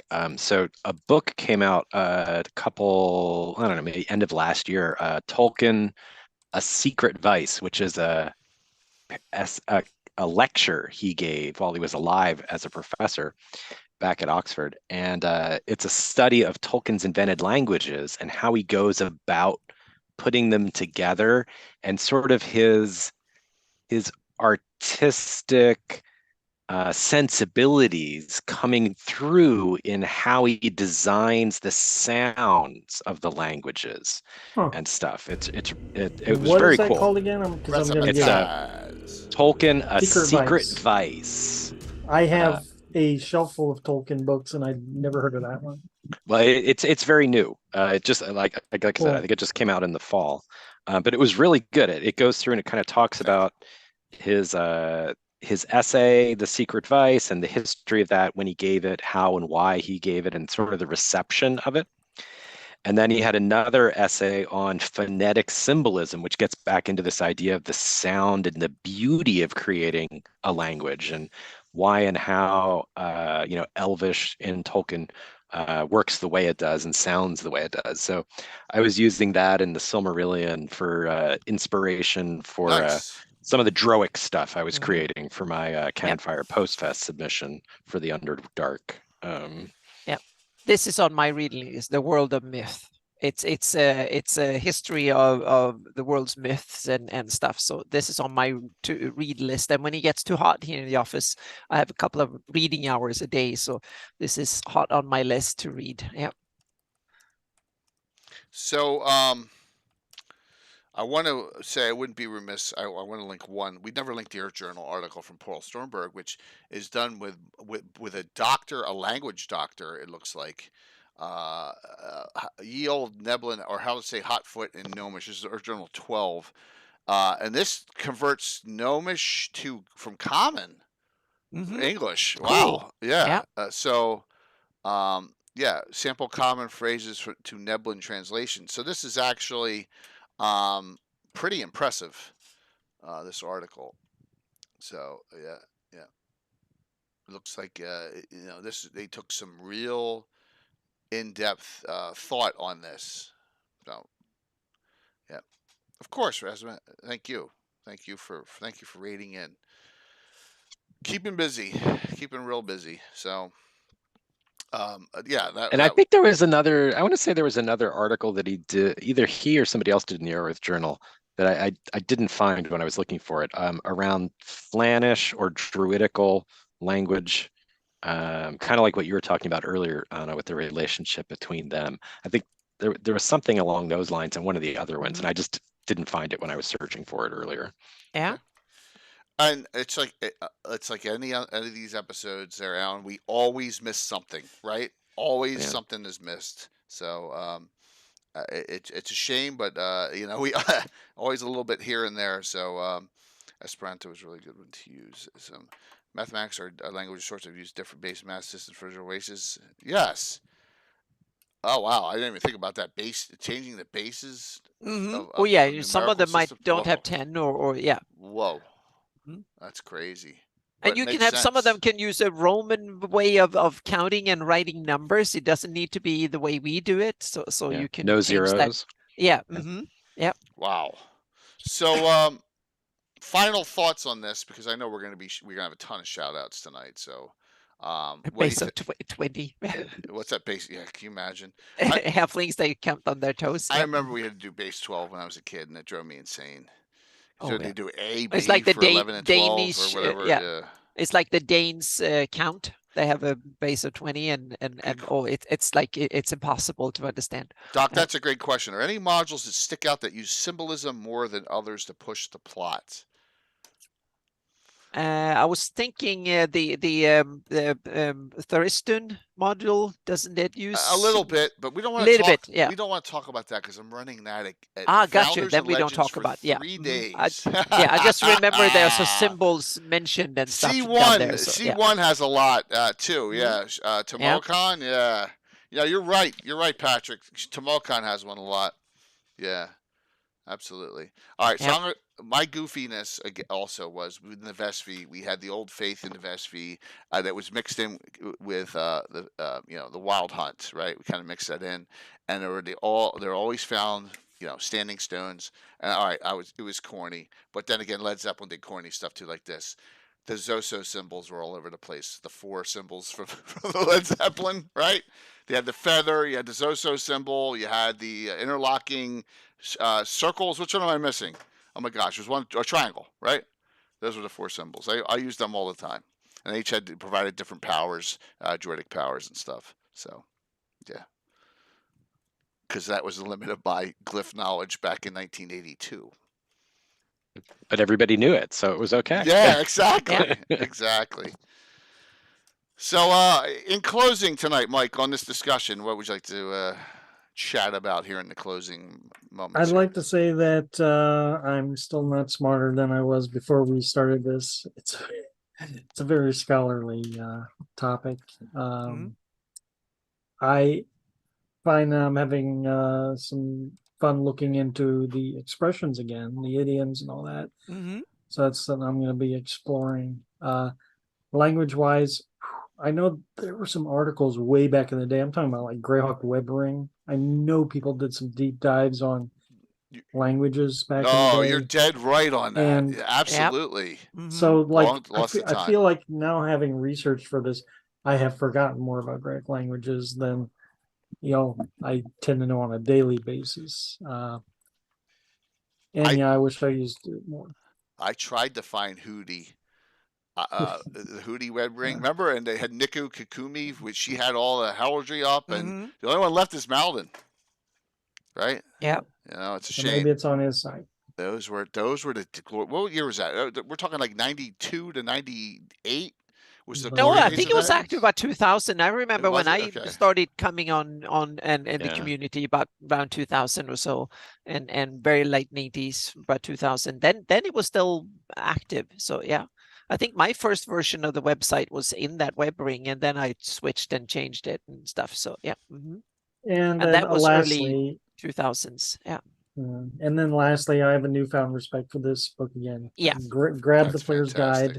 Player's Jay, Guide Adventure Begins. You need to get some reprints of this, Jay, because this is a good book to hand out. It's available in reprint. Oh no, you're just gonna. Maybe it's only PDF. I'm not sure, but Patrick's gonna flinch a couple times like this.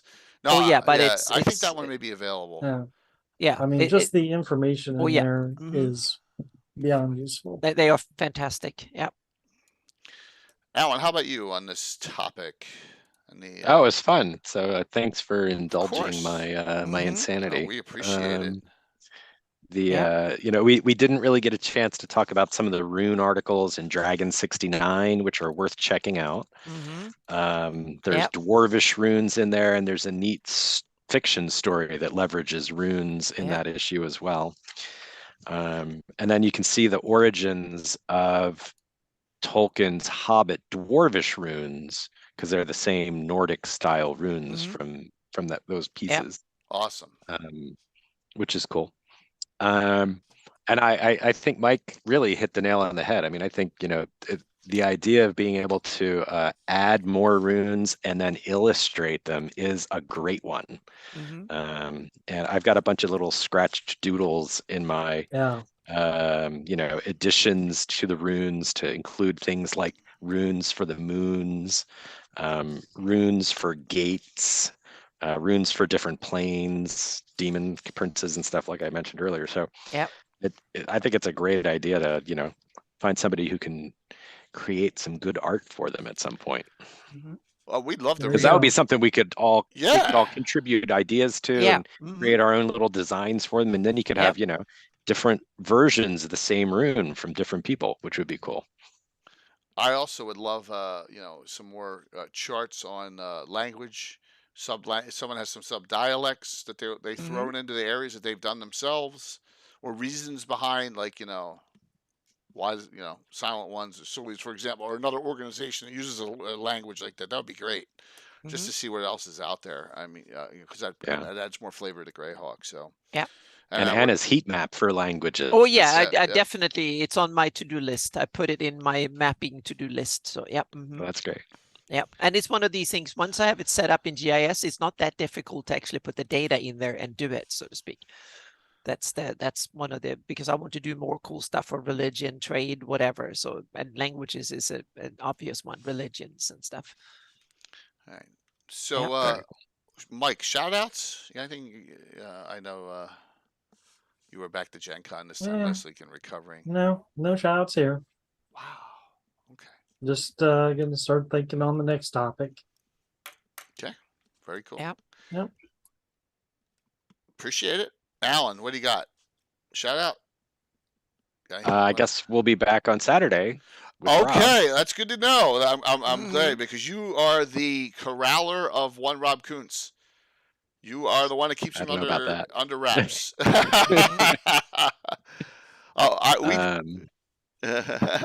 But yeah, that'll be fun. And Rob has a new book on Robilar, which is out, which I haven't bought yet. I should. It's big. I have it, and we're going to discuss it in depth, I think, on Saturday, along with a lot of Thursday questions that have been popping up in chat lately, which is good. Cool. So yeah, Troy got it too there. Yep. So, and hopefully that'll spur on some good sales for him after that. Rob Law returns, yes, and no one mentioned to him until the end of the stream that Big B's a freaking gnome now, please. Just wait till the end. Damn, why did you say that? Now someone will spill the beans immediately. He doesn't look in chat though, so we don't have to worry about. Oh, okay, good. Okay, good. Yeah, that's good. Yeah. So absolutely. And Alan, thank you. Yeah. We'll be on. And I'll do that shout out real quick. We'll be on 10 o'clock at 10 to 12 a.m. on 10 a.m. to noon on Saturday. We'll have 2 Gabbins this week. So Anna, what do you got going on? We have, I posted the link to I post that again to my latest post about symbols. That is a little bit of a quick one. I had a lot of this was in the back burner and I was working on it. I just posted there. I have way more on it following up this. So I just thought it was get a sample out there, so to speak, to look at with symbols. And I want to do more on the symbol stuff. On Friday, there will be a mapping live show on Friday, and I'm sorry I will miss Von Malku's game tomorrow because I need to work a little bit in real life work this month because there's like a lot of bills and not that much money. So I need to go out and do some other stuff to bring in some funds this month. So that's been, things have been getting behind a little bit. So I'm sorry about everybody have to wait a little bit. So, but it's life at times.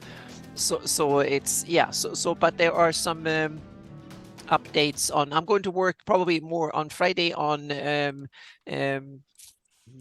it will probably be Crit Wall and its surroundings to see if I can wrap up that area map so it can go into the final one. So it will probably be a lot of photoshopping this week, and maybe we can do some more street naming and stuff because that was really popular, and place names and stuff for as well. So that was fun. So yeah. Awesome.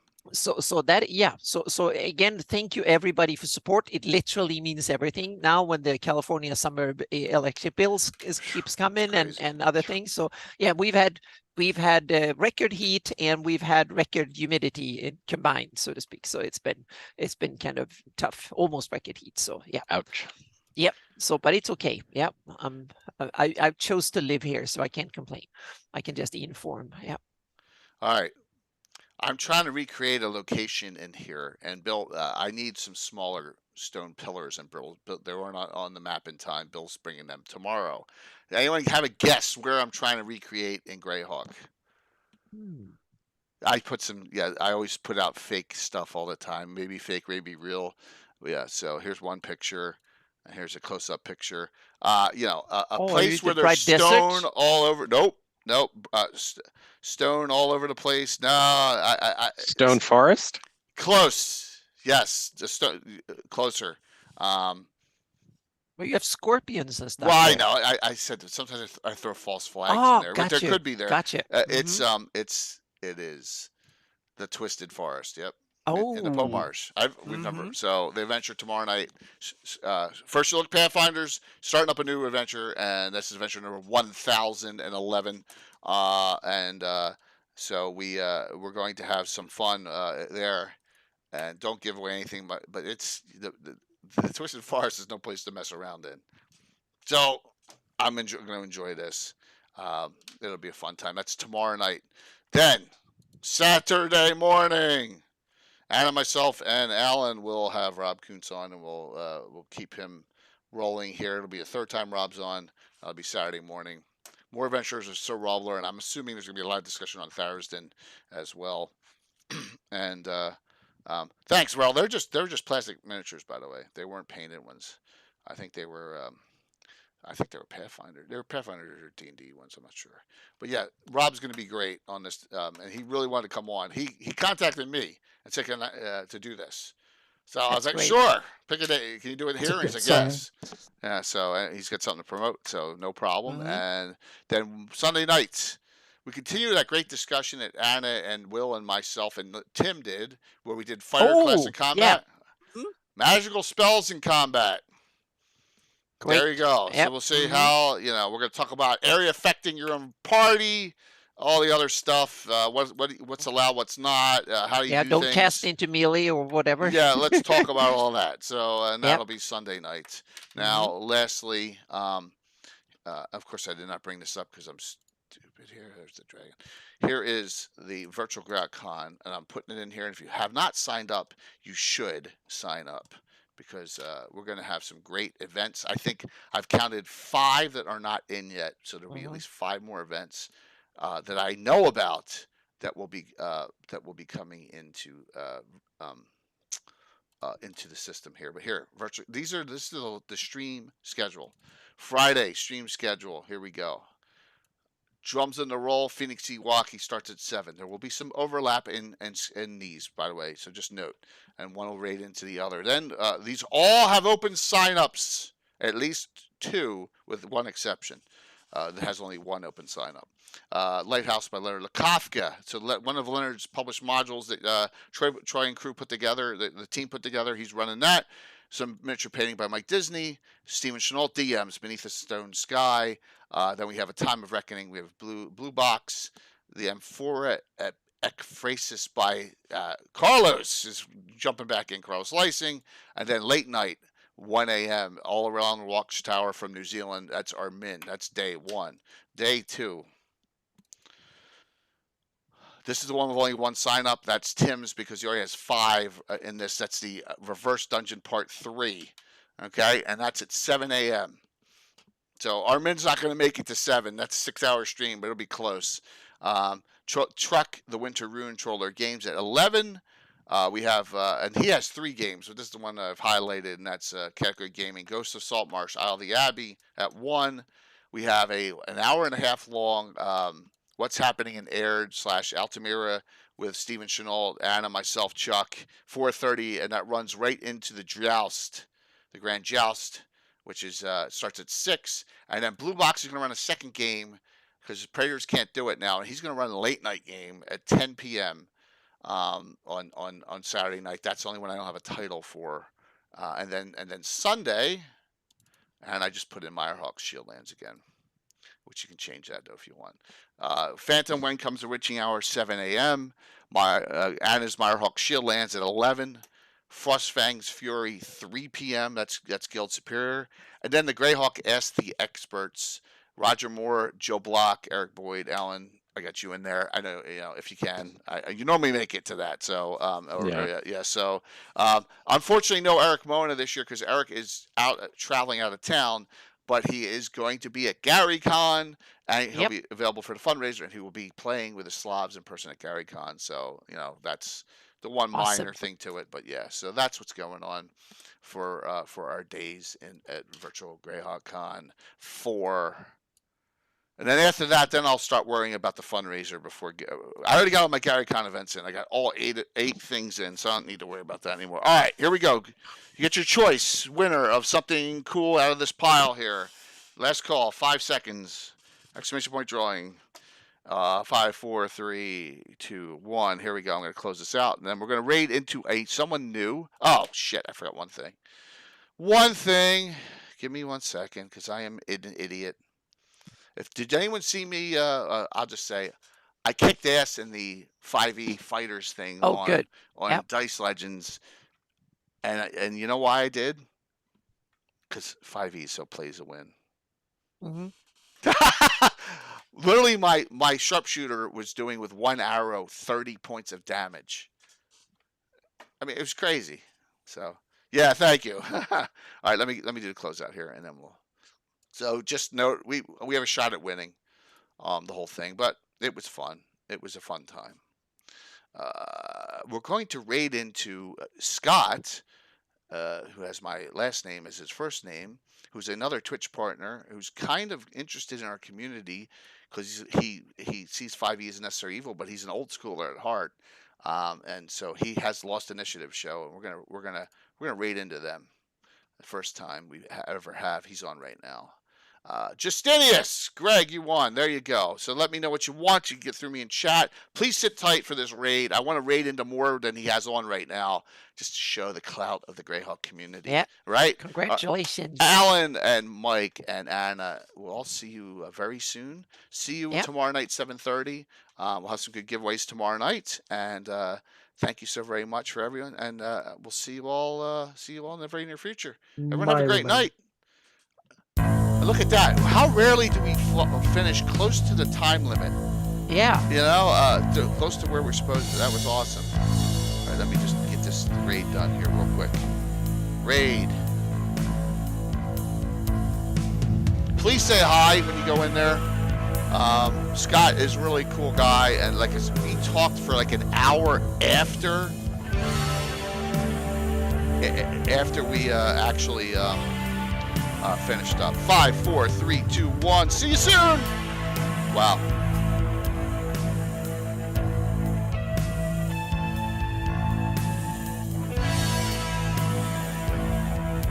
Trying to get over to it, and I'm having problems.